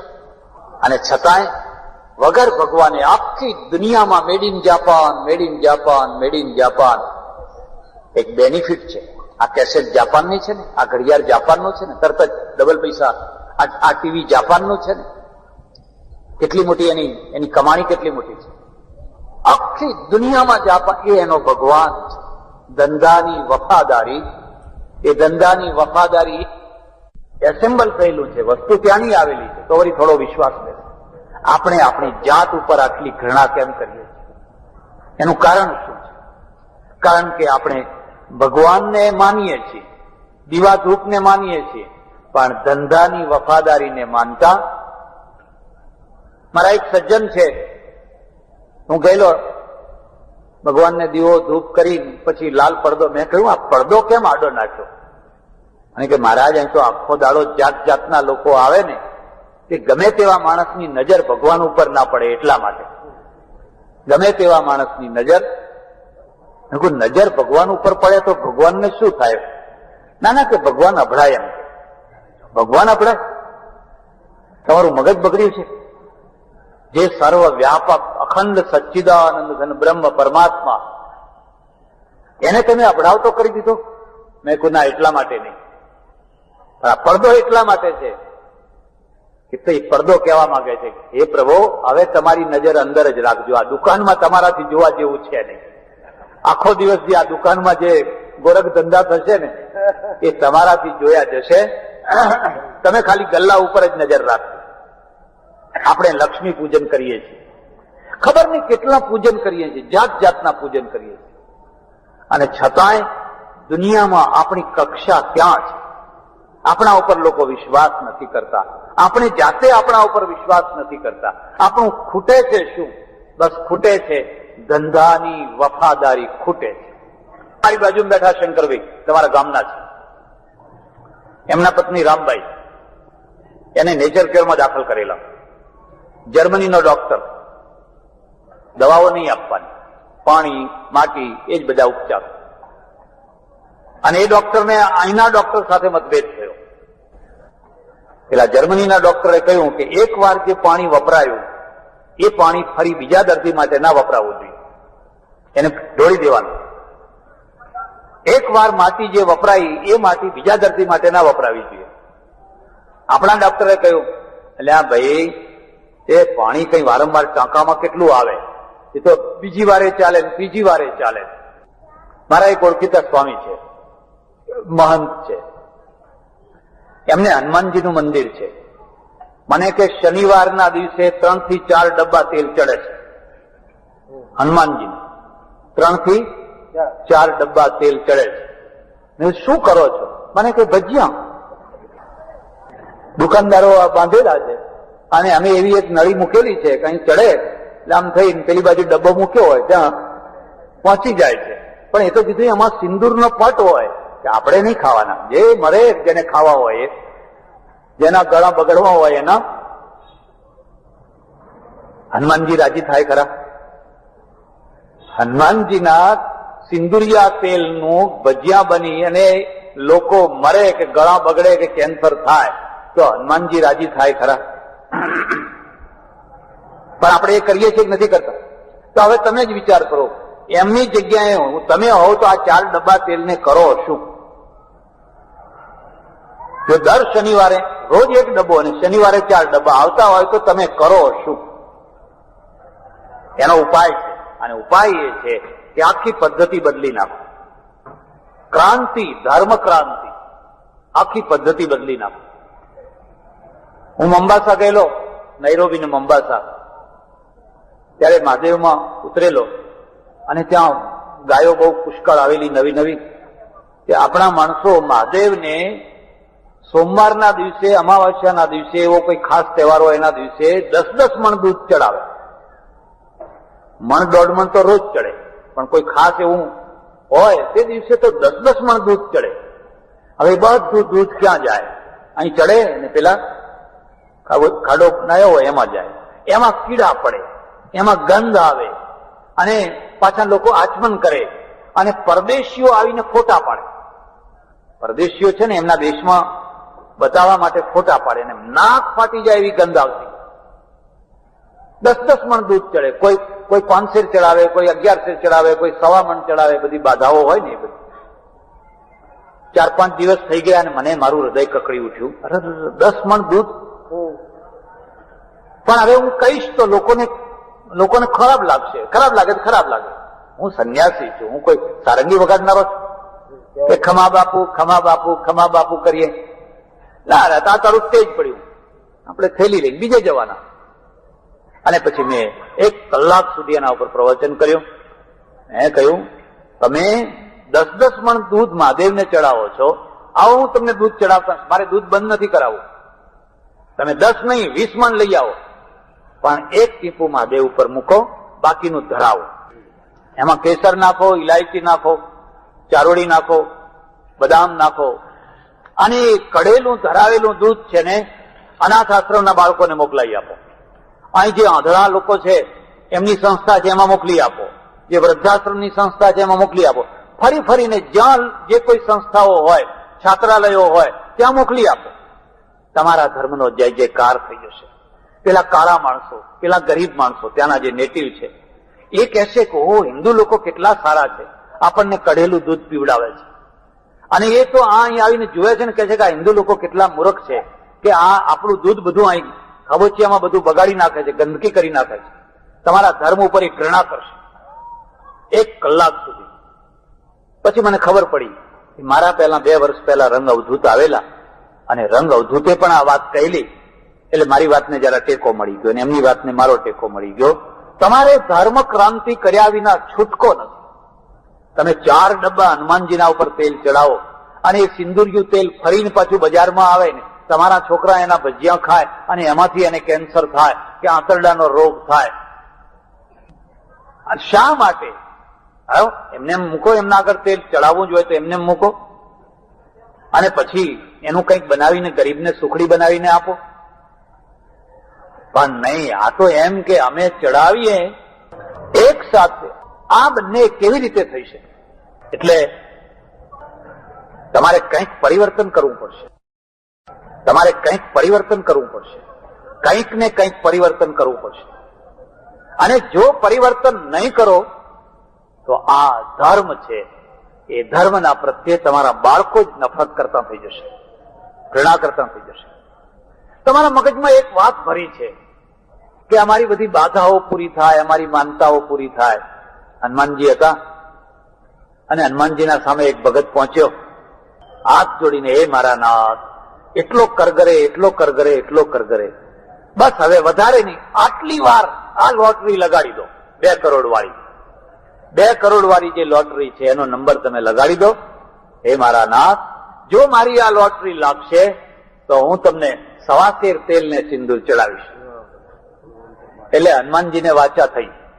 હનુમાનજીએ કહ્યું કે હે ભગત, હું તને 2 કરોડની લોટરી લગાડું તો તું મને 1.25 શેર તેલ ને સિંદૂર ચડાવે, એના કરતા એ નંબરની લોટરી હું જ ના લગાડું. 2 કરોડનું ઠેઠ રાજકોટથી આખી ટ્રેન મંગાવું, ડબ્બાની તેલના ડબ્બા મંગાવીને એક મોટો હોજ બનાવું અને એમાં બધું તેલ ખાલી કરું અને નાક પકડીને રોજ એમાં જ કૂદકા ના મારું તો તારા 1.25 શેર તેલની આશા રાખું. આ ભ્રમણામાંથી છૂટો, પુરુષાર્થ કરો. લોટરીથી કઈ કોઈ પૈસાદાર થાય નહીં. હા, લોટરીથી ભિખારી થાય. જુગાર રમનારા કોઈ યુધિષ્ઠિરનું ભલું થયું હતું. જો યુધિષ્ઠિરને દ્રૌપદી મૂકવી પડી હોય તો તમારી શું દશા? મારા આશ્રમમાં સાંજે અમે જોઈએ ને તો 9, 9:30 વાગે કેટલાક લોકો ઝાપ ઝાપ ઝાપ ઝાપ જતા હોય. મેં પૂછ્યું કે આ લોકો અત્યારે બધા 9-10 વાગે જતા હોય છે તો પિક્ચર જોવા જાય છે શું? ના કે અત્યારે હવે ક્યાં છેલ્લો શો નહીં, હવે બંધ થઈ ગયો. તારા જાય છે ક્યાં? એ તો કે આંકડો લગાડ્યો હોય ને એના સમાચાર સાંભળવા જાય છે. રાત્રે સમાચાર આવે ને પછી હોટલમાં જાય ને લગાડ્યો હોય એટલે મનમાં નક્કી હોય કે આજ તો આવવાનો જ છે ને આવતા પહેલા ખર્ચો શરૂ થઈ જાય. ચા પીવે ને ગાંઠિયા ખાય ને જલેબી ખાય ને ખર્ચો થઈ જાય. અને 12 વાગે જયારે કઈ સમાચાર આવે ત્યારે આવડો થઈ જાય, આવડો ચહેરો થઈ જાય. પછી પાછા વળ્યા હોય ત્યારે તમે એમના પગ જુઓ તો ઘસડતા ઘસડતા ઘસડતા. હવે આ મરે નહીં તો શું થાય? આમનો દુશ્મન એમના અંદર બેઠેલો છે. એના અંદરનો દુશ્મન, કોઈ એને સંત મળે, કોઈ એને સાધુ મળે, કોઈ મહાપુરુષ મળે ને એના અંદરના દુશ્મનને મારે તો એ સુખી થાય. પણ હવે સાધુ એવા મળે બચ્ચા આજ તિગ્ગી લગાના, આજ તિગ્ગી લગાના. હવે અમે એ ધંધો કરીએ. પછી અમારી પાસે તો એ ચક્કર બધા ફરતા હોય. અમારે પછી ગાંજાનો ધંધો ખરો, આંકડાનો ધંધો ખરો. એક મારા ઓળખીતા સાધુ છે, આશ્રમ બનાવ્યો ને આશ્રમ ચાલ્યો નહીં બરાબર, આવક ના થઈ, બહુ દુઃખી થયા. મને કે ચાલતો નથી. વિચારીને કરવું હતું ને. મને કે 2-3 હજાર રૂપિયા મહિને ખર્ચો જોઈએ, પણ કોઈ કઈ આપતું નથી. 2-4 વર્ષ પછી ફરી મળવાનું થયું. મને કે હવે હારો ચાલે છે. મેં તું શું કર્યું? મારો હાથ પકડીને બહાર લઈ ગયા. આવડી એક ડેરી બનાવી અને ડેરીના ઉપર જે ઝાડ ને એમાં સુથાર પાસે ગળાવીને પારણા લટકાવી દીધા 50-50. મને કે મારી જાતે મેં આ પારણા બનાવી અને આ ઝાડ ઉપર લટકાવી દીધા અને પ્રચાર કર્યો. જેનો ખોળો ના ભરાતો હોય માતાજી ખોળો ભરાવી આપે છે. બસ હવે ખોળા ભરાવનારની લાઈન લાગે છે. એટલે હવે આશ્રમ સારી રીતે ચાલે છે. અને એવો પ્રચાર કર્યો કે 10.25 શેરનું સુખડું લાવવાનું, ઘેર ના લઈ જવાય. એટલે અમારા પીપ ભરેલા જ હોય સુખડાના.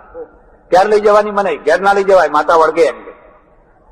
જો ઘેર લઈ જવાની છૂટ આપીએ લોકો ઘેર લઈ જાય પાછી. એટલે અમારે તો પીપળા ભરેલા ને ભરેલા જ રહે. ઘણી વાર હું કહું, આ દેશમાં કોઈ ભણેલા ગણેલા બેકાર છોકરાઓ ફરતા હોય, ઇન્ટરવ્યુ આપીને થાક્યા હોય તો હું એમને કહું, રવા દો, એક ડેરી ઉભી કરો ને પાણી મંતરવાનું શરૂ કરો. ખેરાલુના બાપુના ત્યાં તડાકો પડ્યો એવો તડાકો પડશે. હજુ આપણા મગજમાં એક ભ્રમણા છે. કોઈ ઓચિંતાની લોટરી લગાડી આપે, કોઈ અમારો ખોળો ભરાવી આપે, કોઈ અમારું કંઈક કરાવી આપે, કોઈ કંઈક. શા માટે? તમે ઈશ્વર ઉપર શ્રદ્ધા રાખો ને તમારા બાવડા ઉપર શ્રદ્ધા રાખો. તમારા ધંધાને વફાદાર રહો. તમારો ધંધો ના ચાલે તો મને કહેજો.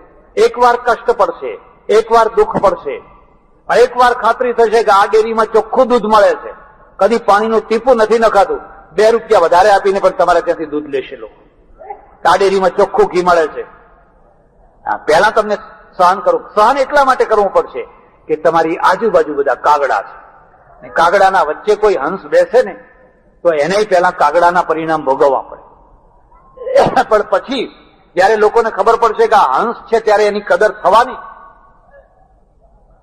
એટલે મોટામાં મોટી વફાદારી જે આરાધના છે, પોતાના ધંધાને વફાદાર. તમે વેપારી છો, તમારા ધંધાને વફાદાર રહો.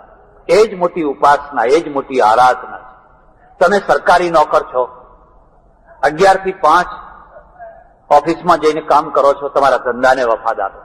લોકોના કામ કરવા માટે તમને 5-5 હજાર 7-7 હજારનો પગાર મળે છે.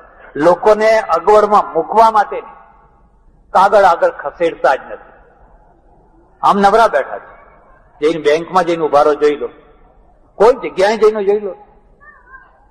તમારે ત્યાં શું ખૂટ્યું, શું બગડ્યું, શું છે?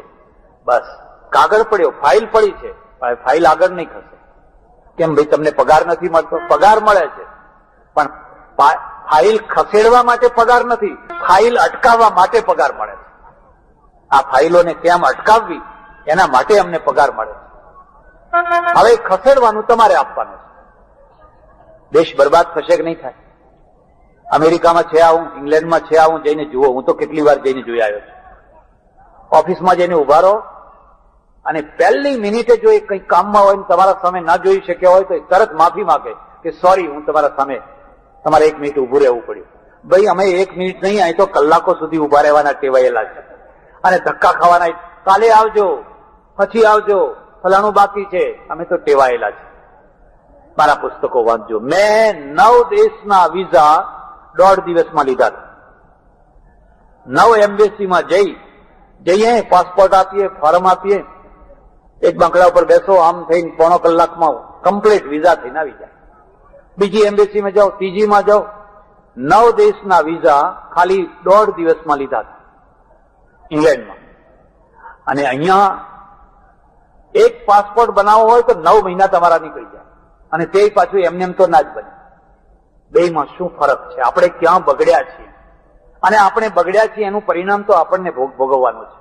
તમારી જમીન એને ના થાય, તમને લાઇટ ફિટિંગ ના મળે, તમને કોઈ લાયસન્સ ના મળે, બધી દરેક જગ્યાએ કોઈને કોઈ જગ્યાએ જ્યાં જુઓ ત્યાં.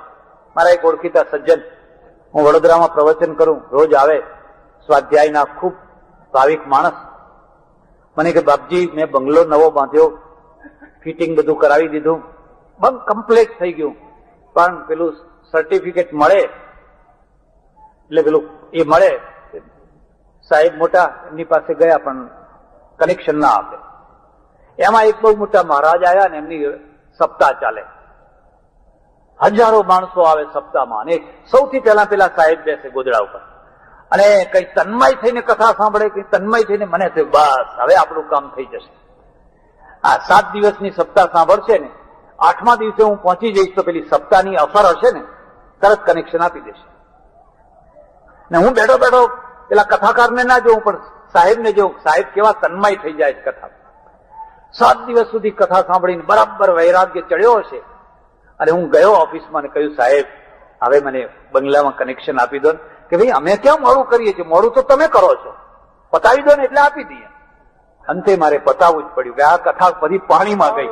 કથા સાંભળી તોય ભલે ને માથા હલાવ્યા તોય ભલે, ના હલાવ્યા તોય ભલે, જે પહેલા પતાવવાનું હતું એનું એ જ, એમાં કશો ફરક નથી. આપણે ક્યાં ખૂટીએ છીએ, આપણે ક્યાં આપણે બગડ્યા છીએ. તમને ખબર છે, એક માણસ એવો હતો જેના ત્યાં રોજ સાધુઓ જમવા જતા, રોજ સાધુઓને જમાડતો, અને એ માણસે 12 કરોડ રૂપિયાની ગાયની ચરબી વેજીટેબલમાં ભેળવી દીધી. વાંચ્યું તમે પેપરમાં? 6-7 વર્ષ 8 વર્ષ થઈ ગયા. મટન પેલો છે એ 12 કરોડની પરદેશથી મંગાવેલો સાબુ બનાવવા માટે. એ સાબુ રહ્યો એક તરફ, અને વેજીટેબલના અંદર બધું ભેળવી દીધું અને આખા દેશને ખવડાવી દીધું. એને તમે શું કહેશો? એને કઈ ફાંસી ઉપર ચડાવશો? કશું નહીં, કાંઈ ના થયું. થોડું ઉહાપો થઈને બધું દબાઈ ગયું. મારા જેવા કોઈ ધર્મગુરુએ ઉહાપો કરેલો, એમનું મોઢું બંધ કરી દીધું. ચૂપ થાવ ને, હવે જે થવાનું હતું એ થઈ ગયું, તમે રાજી રહો. અને અમે તો દક્ષિણાના ભૂખ્યા.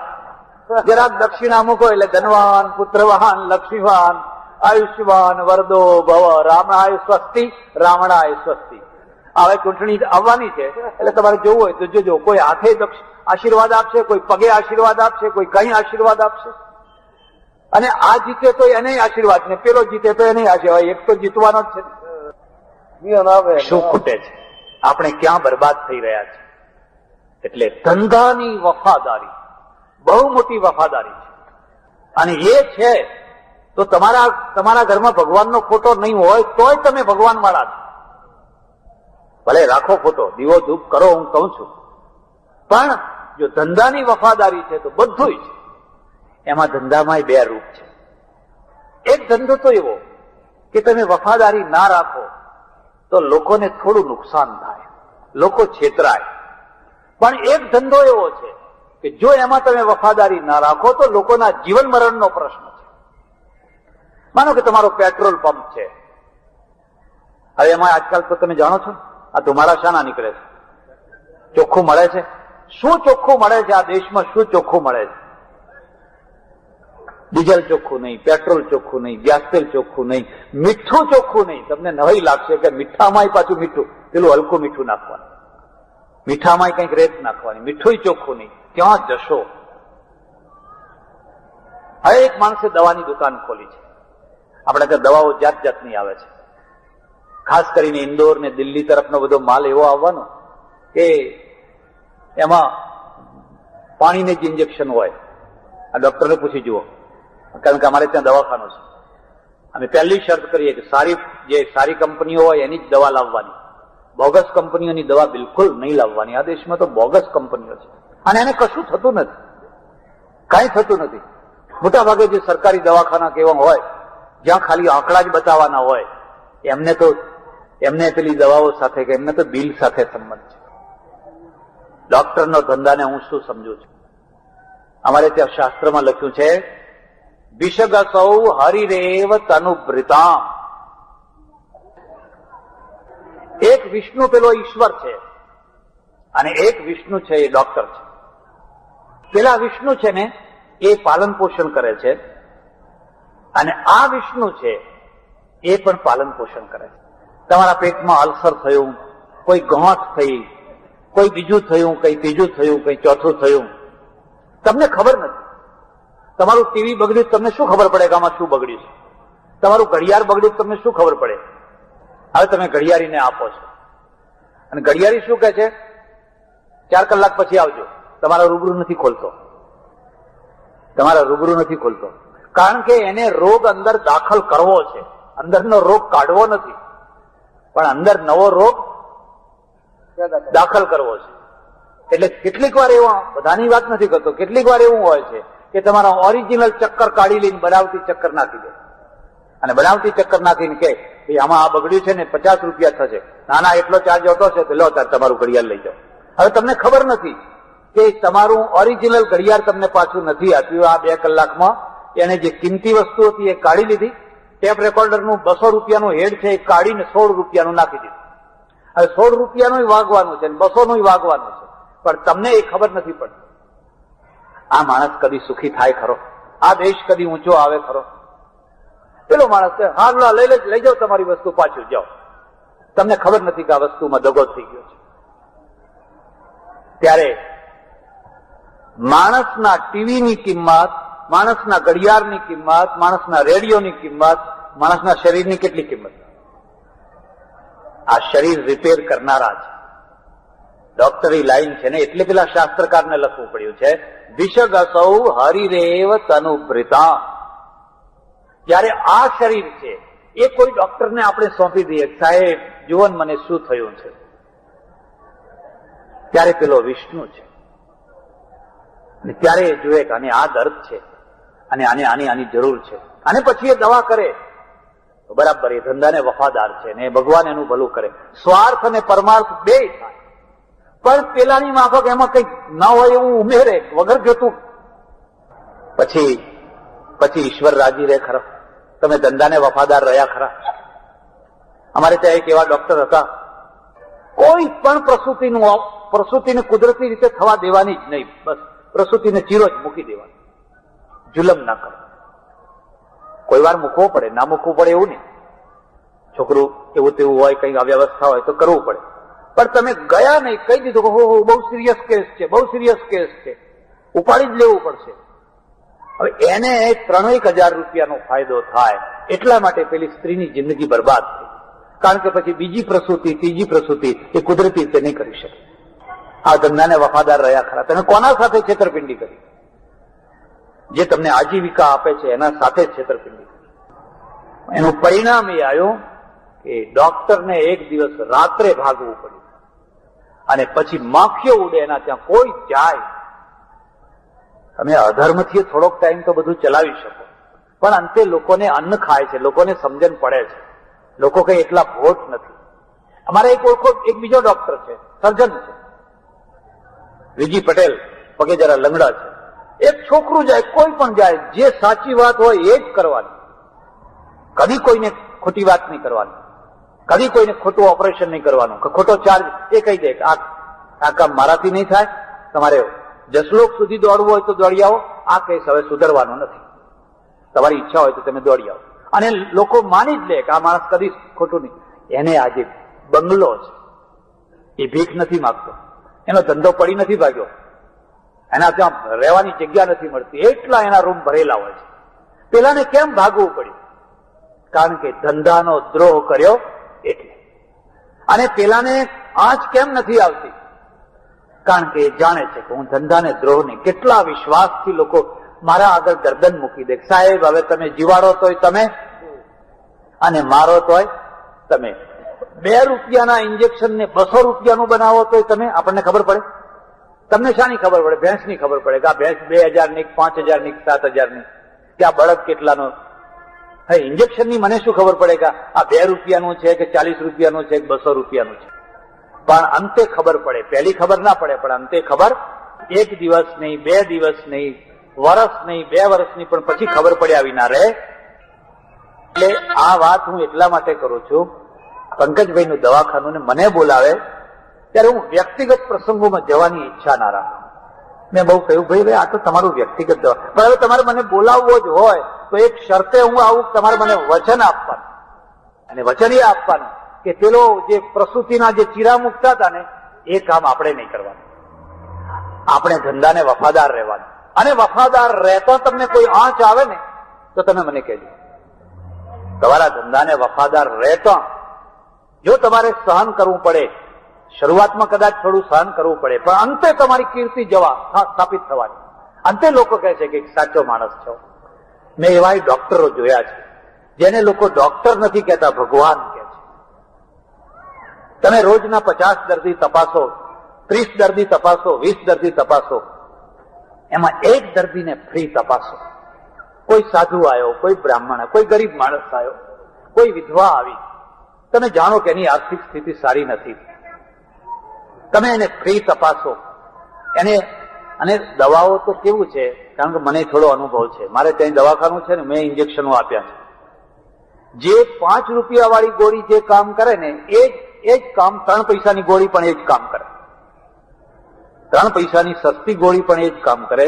પણ કેટલાક લોકોને ગોળીની અસર નથી થતી, બિલની અસર થતી હોય છે. એમને જો એમ કહો ને કે આ 3 પૈસા વાળી ગોળી છે, તાવ ના ઉતરે, પણ એમ કહો કે આ 5 રૂપિયા વાળી છે, તરત તાવ ઉતરી જાય. તમે ગરીબ માણસ માટે સસ્તી દવા વાપરો. સસ્તી દવાથી સારું થતું હોય છે, એવું નથી હોતું કે નથી થતું હોતું, પણ એ માણસ તમારી કીર્તિ ફેલાવશે, તમારો જય જયકાર કરશે. ડોક્ટર તો ભગવાન જેવા છે.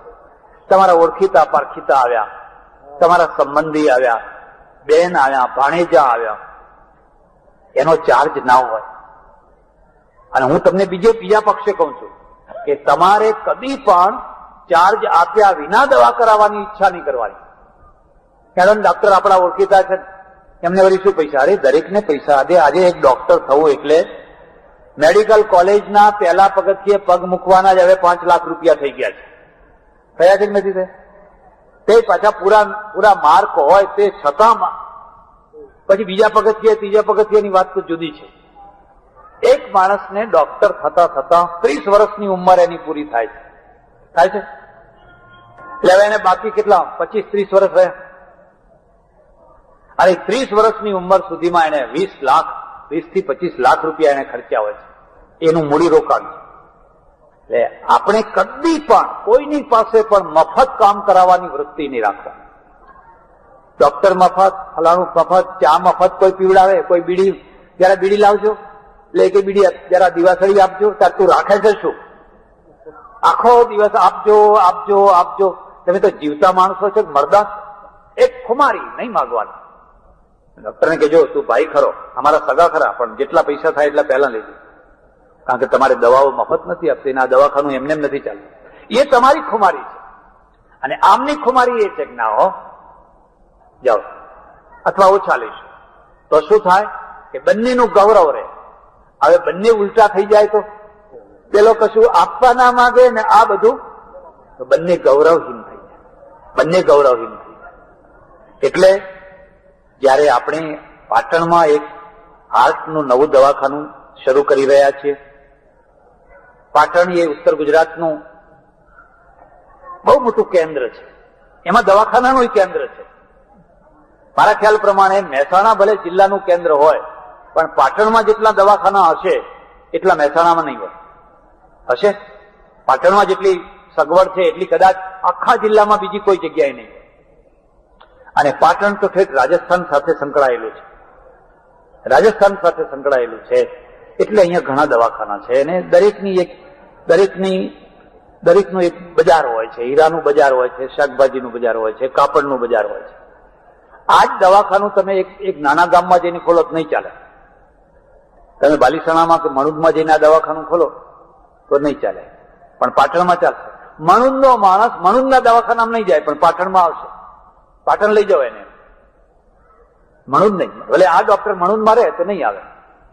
પાટણ લઈ જવાનો અર્થ જ છે કંઈક ઊંચે ગયા એમ. ના કે મુંબઈ લઈ જાઓ, ના વિલાયત લઈ જાઓ. તમને ખબર નથી કેટલીક વાર તો અમેરિકા અને વિલાયત કરતા સારી દવા અહીંયા થતી હોય છે અને સસ્તી થતી હોય છે, પણ આપણા મગજ ઉપર એક અસર છે. એટલે દરેકનું એક બજાર હોય છે. અહીંયા બીજા પણ હાર્ટના દવાખાના હશે જ. એમાં એક નવા દવાખાનાનો ઉમેરો થઈ રહ્યો છે, અને નવા દવાખાનાનો ઉમેરો થયો છે એમાં મને બે વાતો ગમી છે. એક તો આ યુવાન ડોક્ટર છે, અને મને યુવાનો પ્રત્યે બહુ વિશ્વાસ છે, બહુ આશા છે. એમને જેમ વાળવા હોય એમ વાળી શકે. આમાંથી બધા 60-65 ઉપરના કહીને કે મહારાજ હવે તમે કહેશો એમ કરશું તો હું વિશ્વાસ ના કરું. દાખાઈ બધેલા બધા 65 વર્ષના એ કેમ કોઈને આંગળી ઉપર નચાડવાનું, કેમ કોઈને આમ ને કેમ પગે કમાડ બંધ કરવાનું, કેમ હાથે બંધ કરવાનું, એ બધી વિદ્યાઓ જાણી. એટલે એમના ઉપર મને બહુ ભરોસો નહીં. પણ આ ચડતું લોહી છે, અને એટલે મને આશા અને વિશ્વાસ છે કે આ ડોક્ટર માત્ર કોમર્શિયલ ડોક્ટર તરીકે નહીં, હું એમને ભલામણ કરું કે જ્યાં જેટલા બિલની જરૂર હોય 100 પૈસા પૂરેપૂરા વસૂલ કરો. આજે લોકો પૈસા આપવા તૈયાર છે, હવે તો લોકો પાસે પૈસા છે, પણ 100 પૈસા લઈ અને સામે 100 પૈસાનું કામ આપવા, 99 પૈસાનું નહીં. તમે 100 પૈસા લો અને સામે 100 પૈસાનું કામ આપો, અને 100 પૈસા લઈ અને 20 પૈસાનું કામ ના આપીએ અને પછી આપણે બેઠા બેઠા મનમાં રાજી થઈએ કે કેવા છેતરીએ છીએ, કેવા લૂંટીએ છીએ, તો તમે ધંધાનો દ્રોહ કર્યો. તમે 101 પૈસાનું કામ ના આપો, 1 પૈસો વધારે નહીં, પણ 100 પૈસાનું સામે પૂરેપૂરું કામ આપો. ડોક્ટરને ઊંઘ ના હોય, ડોક્ટર સમયસર ખાય નહીં, ડોક્ટરને બાળ બચ્ચા ના હોય, અને ના હોય એ જ ડોક્ટર થઈ શકે. તમે માંડ રાતના 12 વાગે સુતા હો ને તરત જ ટેલિફોન આવે, પેલો દર્દી બૂમો પાડે છે. તમે એમ ના કહી શકો મરવા દો સવારે આવીશ, એવું ના કહી શકો. ડોક્ટરને ઊંઘ ના હોય, એ અડધો કલાક ઊંઘ્યા, વળી જાગ્યા, વળી ઊંઘ્યા, વળી જાગ્યા. એમાં જયારે તમે તમારી વ્યક્તિગત હોસ્પિટલ લઈને બેઠા હો ત્યારે જે અહીં દર્દી દાખલ થયા એ તમારા શરણે આવ્યા છે, તમારા આશરે આવેલા છે. તમારી એક બહુ મોટી જવાબદારી છે, અને એ જવાબદારી તમે વસૂલ પૈસાથી તમે બંધાયેલા છે અને માનવતાથી બંધાયેલા છે. એટલે ડોક્ટરને ઊંઘ ના હોય, ડોક્ટરને સમયસર જમવાનું ના હોય. વિસનગરમાં ડોક્ટર આચાર્ય હતા, ઓળખો છો? મારા ઓળખીતા હતા. જયારે જુઓ ત્યારે હસતા ને હસતા, આંગળા બધા કોવાઈ ગયેલા.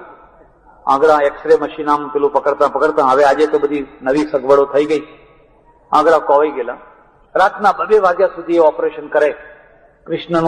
કૃષ્ણની મૂર્તિ મૂકેલી, પગે લાગી અને ઓપરેશન કરે, હસતા ને હસતા. મેં કહ્યું તમને ભૂખ નથી લાગતી? તમને ઊંઘ નથી આવતી? મને કે ડોક્ટરને ભૂખ ના હોય, ડોક્ટરને ઊંઘ ના હોય. તમે બધા હિમાલયના યોગીઓને યોગી કહો છો, પણ ખરા યોગી અમે છીએ. ખરા યોગી તો અમે છીએ. ડોક્ટરને બાળ બચ્ચા ના હોય, કારણ કે પેલી બિચારી રસોઈ કરીને તૈયાર ટેબલ ઉપર બેઠી હોય, અહીંયા ઓપરેશન ચાલે. એટલે એને તું જમી લે, મને ટાઈમ મળશે ત્યારે જમવા આવીશ. એને તૈયાર થઈને પિક્ચર જોવા તૈયાર થઈને બેઠી હોય, હવે એને પિક્ચર જોવા જવું કઈ અહીં દર્દીને સંભાળવું. ડોક્ટર છે એનું આંતરિક જીવન જીવો તો તમે જોશો તો એનામાં ત્યાગ હોય તો જ એ ડોક્ટર થઈ શકે. એક તો એનામાં ચીડિયો સ્વભાવ તો ના જ હોવો જોઈએ, કારણ કે મને અનુભવ છે. હું દવાઓ આપતો સુઈગામમાં, દર્દીઓ આવે એટલે હું કહું જો આ સવારે ખાવાની, બપોરે ખાવાની, સાંજે ખાવાની 3 વાર પાણીની સાથે, આ જમ્યા પછી લેવાની 2 વાર, અને આ છે તે રાત્રે ઊંઘતી વખતે 1 લેવાની. 4 દિવસની દવા આપી હોય, બીજા દિવસે જ આવે, સાહેબ દવા આપો. ભાઈ 4 દિવસની આપી હતી ને, એ તો કે ખાઈ ગયા બધી. એટલે ખાઈ ગયો ને પાછો જીવતો આવ્યો તું? એ 4 દિવસની દવા હતી કે આ એમ નહીં કે આ તો વધારે ખાધી હોય તો વધારે ફાયદો થાય, એટલે બધાએ કીધું તું તો ખાઈ ગયો એમ. હવે તમારું મગજ જાય કે ના જાય? અને ફરી ફરીને પૂછે, જે ખાધા પછી ખાવાની દવા બતાવી હોય એ બીજી રીતે કે બીજી ને ત્રીજી રીતે. હવે તમારે સવારથી સાંજ સુધી આ માણસો સાથે પનારું પડ્યું છે. તમારે બીજી વાર, ત્રીજી વાર, ચોથી વાર એને સમજાવવાનું છે અને એની ભૂલને સુધારવાની. એ દુઃખી માણસ છે, અને દુઃખી માણસ છે એનો વિવેક ના હોય, એના મગજ ઉપર બેલેન્સ ના હોય. એટલે જયારે આજે આપણે મને પહેલું આકર્ષણ તો એ થયું કે ડોક્ટરે પોતાની માતુશ્રીના નામે આ દવાખાનાનું નામ રાખ્યું છે, હીરાબા હૃદય હાર્ટ હોસ્પિટલ. માતૃદેવો ભવ, એ નીચે બેઠેલા જ મેં ઉપર બોલાયો, બેયને ઉપર બોલાયો. આ એમના માતા પિતા છે. એક પોતાના પુત્રને ડોક્ટર બનાવવા માટે એક મા બાપને કેટલું ત્યાગ કરવો પડે છે એ તો એમને પૂછો તો ખબર પડે. અને કેટલી ઉર્મી હોય છે, કેટલી ભાવના હોય છે. મારો દીકરો ડોક્ટર થયો, આમ પાટણની અંદર ડોક્ટર થયો. મારા દીકરાને અંદર પણ એક ભાવના છે. એ સારું થયું બાપુનું નામ ના રાખ્યું, માતાનું નામ રાખ્યું, એ સારું થયું. બે ડોક્ટર છે ને, હા બંને ડોક્ટર છે. કારણ કે આમાં એક માતૃ સ્મૃતિ છે. એટલે એક તો એ આકર્ષણ છે. એક બીજું આકર્ષણ છે કે જયારે આજે ઘણા દવાખાના ખુલી રહ્યા છે અને બધા દવાખાનામાં જોઈએ એવો બધો સંતોષ નથી હોતો, ત્યારે એક એવું દવાખાનું હોય જે 2 પૈસા કમાય. હું એવું નથી કહેતો કે તમે બધાને મફત દવા આપો કે ચાર્જ ના કરો. હું કહું છું પૂરો ચાર્જ કરો, પણ પૂરી સેવા આપો અને પૂરી વફાદારીથી. જે ના કેસ સુધરેવો હોય કહી દો કે આ સુધરેવો નથી. એને ખોટો રખડાવો નહીં, એને ખોટા પૈસા બરબાદ ના કરાવો. કહી દો ભાઈ મારાથી આ થઈ શકે એવું નથી, તમે લઈ જાઓ બીજી કોઈ જગ્યાએ. પણ એમ નહીં 4 દિવસ સુધી આપણે એને ગમે એમ રૂમમાં રાખી મૂકીને પછી એ રસ્તો બરાબર નહીં. એટલે અને આવી હું અપેક્ષા લઈને આવ્યો છું અને હું ઈચ્છા રાખું છું કે આ માઇક ઉપર ડોક્ટર બધાના વચ્ચે એમ બોલે કે જે તમે અપેક્ષાઓ રાખી છે એ રીતે હું પૂરેપૂરો ધંધાને વફાદાર રહીશ અને અહીં આવનાર દર્દીને ભગવાન સમજીને એની પૂરેપૂરી સાચી એની દવા કરીશ.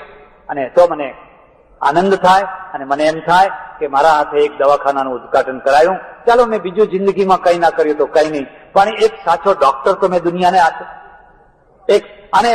અને દુનિયા પણ એમ કહેશે પાટણમાં જવું હોય તો પંકજભાઈના દવાખાને જજો, તમને છેતરશે નહીં.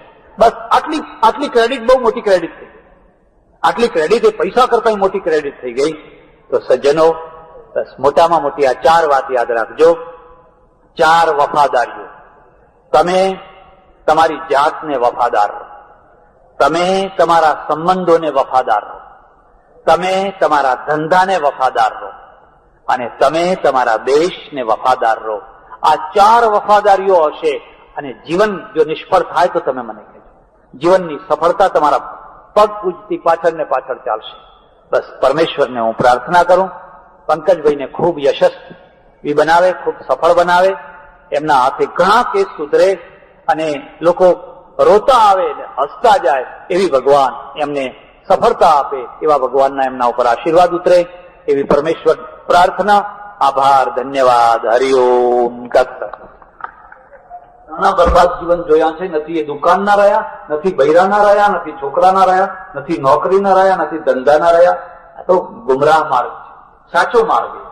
તમારા પગના અંગૂઠા આગળ પડેલો જે પ્રશ્ન, પછી એ વ્યક્તિગત હોય, સામાજિક હોય, રાષ્ટ્રીય હોય, માનવતાનો હોય, એને પહેલા સમાધાન કરો. પેલો જે આવતા જન્મનો પ્રશ્ન છે જે દેખાતોય નથી, એના પાછળ દુબળા થવાની જરૂર નથી. જયારે ત્યાં પહોંચશું ત્યારે જોયું જશે, જેવું હશે એવું જોયું જશે. આપણે અત્યારના પ્રશ્નો ઉકેલવા છે અને અત્યારના પ્રશ્નોમાંનો એક પ્રશ્ન 25 વર્ષ પહેલા તમારા પૂર્વજોએ ઉકેલ્યો અને તે 12 ગામના રહેનારા એક માણસે ઉકેલ્યો. ખરું? હાઈસ્કૂલ કોને ફંડફાળો કોને કરી?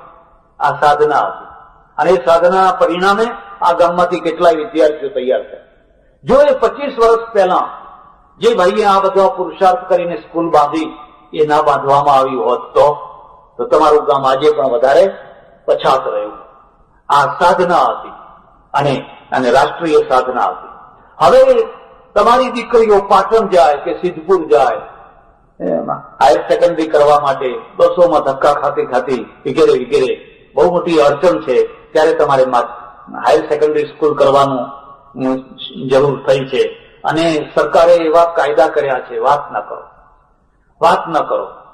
જો તમે અમારી ગીતામાં એક લખી છે વાત, અર્જુનને ભગવાન સમજાવે છે, હતો વા પ્રાપ્સ્યસી સ્વર્ગમ જીતવા વા ભોક્ષ્યસે મહિમ.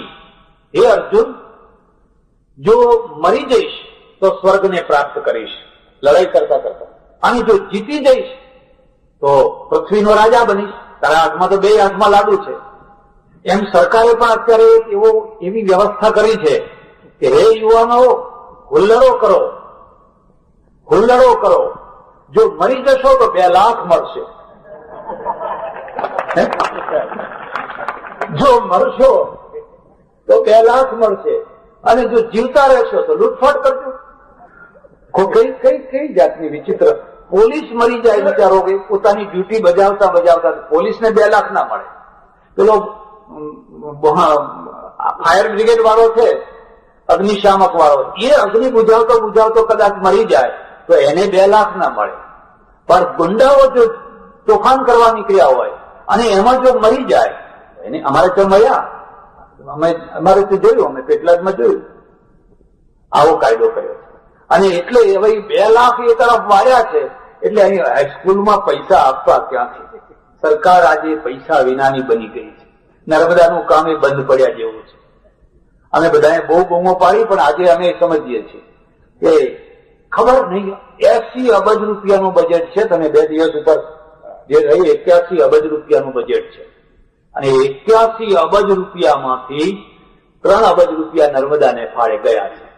અને 3 અબજ રૂપિયા જાય તો 50 વર્ષે નર્મદા પૂરી ના થાય. તમારે જો 10 વર્ષમાં નર્મદા પૂરી કરવી હોય તો દર વર્ષે તમારે 8 થી 10 અબજ રૂપિયા એમાં નાખવા પડે. હવે આ 2 લાખમાં નાખે કે આમાં નાખે કે આમાં નાખે, શામાં નાખે? મેં એકવાર એક મંત્રીને કહ્યું, મેં કહ્યું આ દારૂબંધી કાઢી નાખો ને, નર્મદાનો ખર્ચો એમાંથી નીકળી જશે. પણ મને કે આ તો ગાંધી બાપુનું ગુજરાત ને, દારૂબંધી તો ના કાઢાય. મેં પણ દારૂબંધી છે ખરી? આમ તમારે ત્યાં કેવી છે તો તમે જાણો, બાકી ઊંઝામાં તો બિલકુલ જબ્બે સલાદ છે. અરે આવડા છોકરા પિતા થઈ ગયા, આવડા ત્યાંની લઈને ફરે છે બધા, અને મરે છે, આંખે આંધળા થાય છે. અને સરકારની કેવી વિચિત્ર વાત છે કે મરે એટલે પાછી મદદ કરવાની. લઠ્ઠો કહેવાય ને, લઠ્ઠો પીને મરે ને એટલે એની મદદ કરો. કઈ જાતની વાત છે? ત્યારે આ જે માધ્યમિક શાળા છે એના માટેના કાયદા પણ સરકારે બહુ વિચિત્ર બનાવ્યા. 5 વર્ષ સુધી તમને ગ્રાન્ટ ના મળે, બધા કંઈક પૈસા જમા કરાવવા પડે, ફલાણું કરવું પડે. આવા વિચિત્ર કાયદા તો ભાગ્યે જ કોઈ જગ્યાએ હોઈ શકે. પણ હવે એ કાયદામાં જીવવું છે. કાં તો પછી એ કાયદાને બદલો. આપણે બદલી શકીએ, આપણે પ્રજા છીએ. હા, એટલી શરત છે કે નમાલાપણું ન હોય તો બદલી શકાય. નહીં તો કે જે આવે રાજ કરો ને ભાઈ આપણે શું નહીં, એવું નહીં. તો આ માધ્યમિક સ્કૂલ તો શરૂ કરવાની જ છે. અને દેવચંદ ભૈયા અપીલ કરી, આત્મારામ ભૈયા અપીલ કરી કે મેં બોણી તો કરો. હવે બોણી કર્યા વિના તમે અપીલ કરો એની તો કઈ અસર થતી હશે? અમારા આત્મારામ ભાઈ તો પાછા તૈયાર થઈ જાય, પણ મને કે શું કરું, મારા હાથ બાંધી દીધા છે. નહીં તો મને તો ઘણું સુરાતન કરે છે, પણ હાથ એવા બાંધી દીધા છે કે અમે કંઈક આપવા માંગીએ છીએ તો મંજૂર નથી થતા. એટલે મેં કહ્યું એમ કરો કે ભાઈ હાથ છૂટશે ત્યારે આપશું, એમ એવી શરતે કરો. હમણાં નહીં તો કઈ નહીં, પણ જયારે હાથ છૂટો થશે. સજ્જનો, તમારું મોટું કામ તો કરશનભાઈએ જ પૂરું પાડી દીધું છે. અને એમણે ઓફર કરી દીધી છે કે કોઈ ના મળે તો, અને આપણે શું કામ હવે મેળવવાની જરૂર જ ક્યાં છે? તો બની એક તરફ રાખો, જે મળ્યા એ શું ખોટા છે? એવું નથી, બળદ લેવાની એ તો બરાબર છે. અને કુદરત કેટલી તમારા ફેવરમાં છે કે તમે કહ્યું કે 2 લાખ રૂપિયા આપે એનું નામ રાખવું, અને એમણે 2.5 લાખ, 2 ના 2.5 કરી દીધા. તો તમે 2.5 લાખ કયા? એમના મગજમાં એમ આવ્યું કે 2.5 લાખ કયા છે. ત્યારે એ 2.5 લાખથી તમારી સંસ્થા ઉભી થઈ જાય અને ચાલુ થઈ જાય એવું માનીને તમે નિષ્ક્રિય થઈને બેસી ના રહેશો. અને જો નિષ્ક્રિય થઈને બેસી રહેશો, ત્યારે બહારના માણસો આવશે, ફલાણા આવશે ને કંઈક માળા પહેરાવશું ને આપણું કામ થઈ જશે, તો નમાલી પ્રજા થઈ જશે. જેને બહારના 2 લાખ લેવા હોય એને ઘરના 2 લાખ પહેલા ઉભા કરવા જોઈએ. અને જે ઘરના આપે ને એ જ બહારની મિલકતને બચાવી શકે. નહીં તો તમે ભિખારી માત્ર થઈ જશો. અને પછી તો જયારે જુઓ ત્યારે આપજો મા બાપ, આપજો મા બાપ, આપજો મા બાપ કરનારા થઈ જાઓ. એટલે તમારે તમારી જાતે પણ એટલા પૈસા પેદા કરવાના છે અને મને વિશ્વાસ છે કે એથી પણ વધારે તમે કરી શકશો. અને જયારે હું તમને અપીલ કરું છું ત્યારે મારી ઈચ્છા એ છે કે હું તમને કોરી અપીલ ન કરું. હું તો એક સામાન્ય સાધુ છું. મારે કોઈ પંથ નથી, કોઈ મિલકત નથી, કોઈ એ બધું નથી.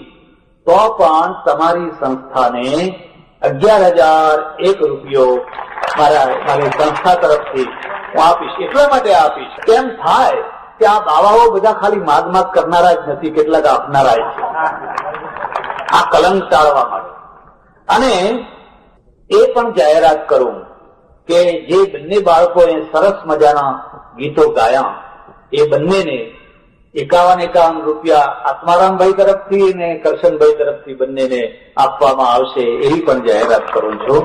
હું પરમેશ્વરને પ્રાર્થના કરું કે તમારું ગામ સંપીને રહે, એક થઈને રહે, હળીમળીને રહે, ફળે ફૂલે વિકસે અને જીવનની સાચી સાધનાઓ જીવનમાં ઉતારતું રહે. કલ્પનાઓમાં દોડશો નહીં. કલ્પનાઓમાં દોડવાથી કશું હાથમાં આવવાનું નથી. નક્કર કામ થાય એ જ મહત્વની વસ્તુ છે. આભાર, ધન્યવાદ, હરિઓમ. નોબેલ પ્રાઇઝ જાણો છો? દુનિયામાં જે મોટામાં મોટું ઇનામ છે ને, મોટામાં મોટું ઇનામ એને નોબેલ પ્રાઇઝ કહે છે. અને નોબેલ પ્રાઇઝ છે ને સ્વિટ્ઝરલેન્ડના એક નોબેલના નામે નીકળેલું. સ્વિટ્ઝરલેન્ડનો એક બહુ મોટો કરોડાધિપતિ માણસ, એનું નામ નોબલ અટક. અને એનો ધંધો ડાયનેમાઇટ બનાવવાનો ધંધો. આજે પેલા નહીં ખાણો ખોદવા માટેના, એ ડાયનેમાઇટ એટલે તો ખાણોય ખોદે અને ગાડીઓ ઉડાડવી હોય તો ગાડીઓ પણ ઉડાડી શકાય.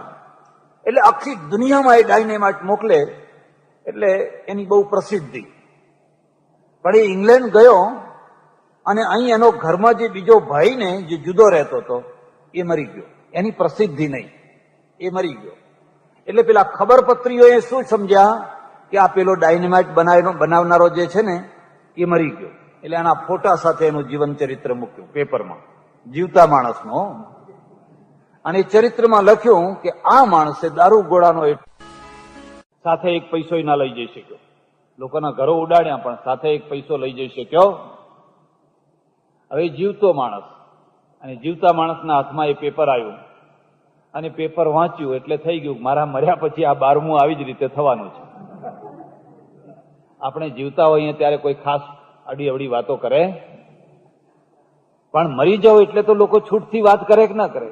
મરી તો ગયો પણ કંઈ કર્યું, બધી વાતો કરે છે. અને એને આઘાત લાગ્યો, મેં આ કરોડો રૂપિયાની કમાણી કરી, એમાંથી હું પૈસો સાથે નહીં લઈ જાઉં, પણ અપયશ મારી ચારે તરફ અપયશ મૂકતો જઈશ. એને લાગી આવ્યું અને એને તરત જ ધંધો કર્યો બંધ. હવે આ કરોડોનું કરવું શું? એનું ટ્રસ્ટ કર્યું.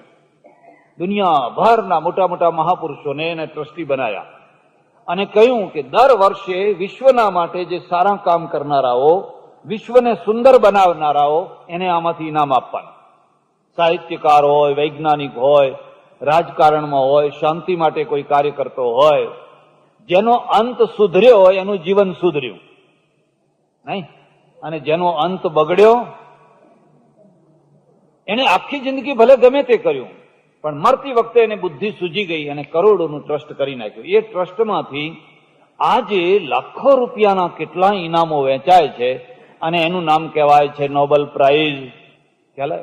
તો એને ધક્કો લાગ્યો કે નહીં? એને આઘાત લાગ્યો ને?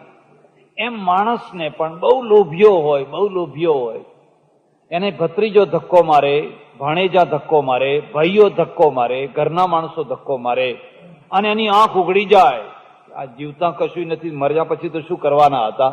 માટે મારે મારી જે મિલકત છે એનો સદુપયોગ કરી દેવો છે. અને એ સદુપયોગ કરવાનો શરૂ કરે એટલે લોકો પાછી વાતો બદલે કે ના બદલે? અને લોકો એટલે શું ખબર છે? વાયરા પ્રમાણે ઉડનારી ધજા. જેવો વાયલો એવી ધજા. એ તો પૂર્વમાંય ઉડે ને દક્ષિણમાંય ઉડે ને પશ્ચિમમાંય ઉડે, ઉત્તરમાંય ઉડે. જેવો પવન એવી કાલ નિંદા કરતા હોય ને આજ સ્તુતિ કરે, અને આજ સ્તુતિ કરતા હોય ને કાલે નિંદા કરે. જેવો પવન એવી એ ધજા. એ કઈ એક રાગી ધજા એનું નામ કહેવાય, બદલ્યા જ કરે.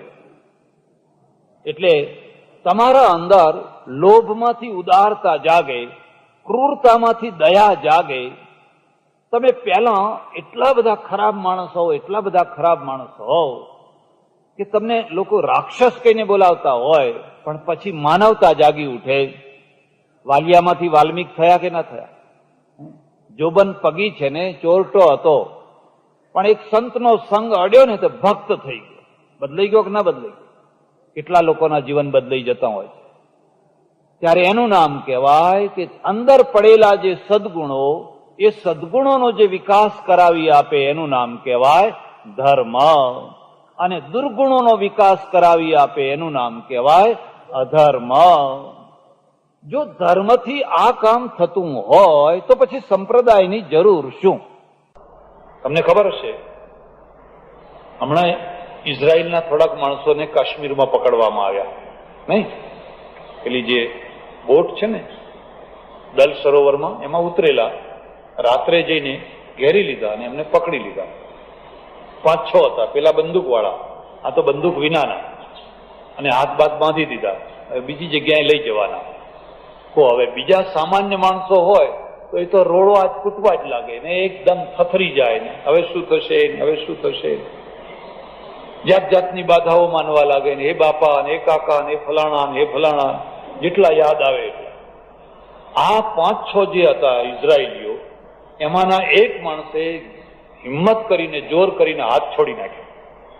હાથ છોડી નાખીને, હવે એ જાણતો હતો કૂતરાના મોતે તો મરવાનું જ છે, આ લોકો પકડીને લઈ જશે તો અમને ગોંધી રાખશે અને પછી કૂતરાના મોતે મારશે, એના કરતા મર્દના મોતે મરવું શું ખોટું છે. જમે એમ કરીને દોરડું છોડી કાઢ્યું અને જરાક પેલો ગફલતમાં રહ્યો ને માર્યો વાઘની માફક કૂદકોને. એટલે પેલાના હાથમાં જે બંદૂક હતી, મશીન ગન હતું, ને મશીન ગન પડાવી લીધું. એટલે સામે કરી દીધું, ફટ. બસ એમાંથી ભાગી છૂટ્યા. એક સિવાયના બાકીના બધા ભાગી છૂટ્યા. એક જે ભાગ્યો એને પાછો પકડીને બીજાને આપી દીધો. પણ એના કારણે એમાંથી 5 જણા બચી ગયા, એક મરી ગયો. તો હવે આ 5માં કઈ શક્તિ છે? જીવની જીજીવિષા છે. જો એને આ સાહસ ના કર્યું હોત તો 6 મરવાના હતા, ઊંડી હાલતમાં મરવાના હતા. એટલે આ કહે છે અમે જીજીવિષા વાળા બનીએ, મર્દાના બનીએ.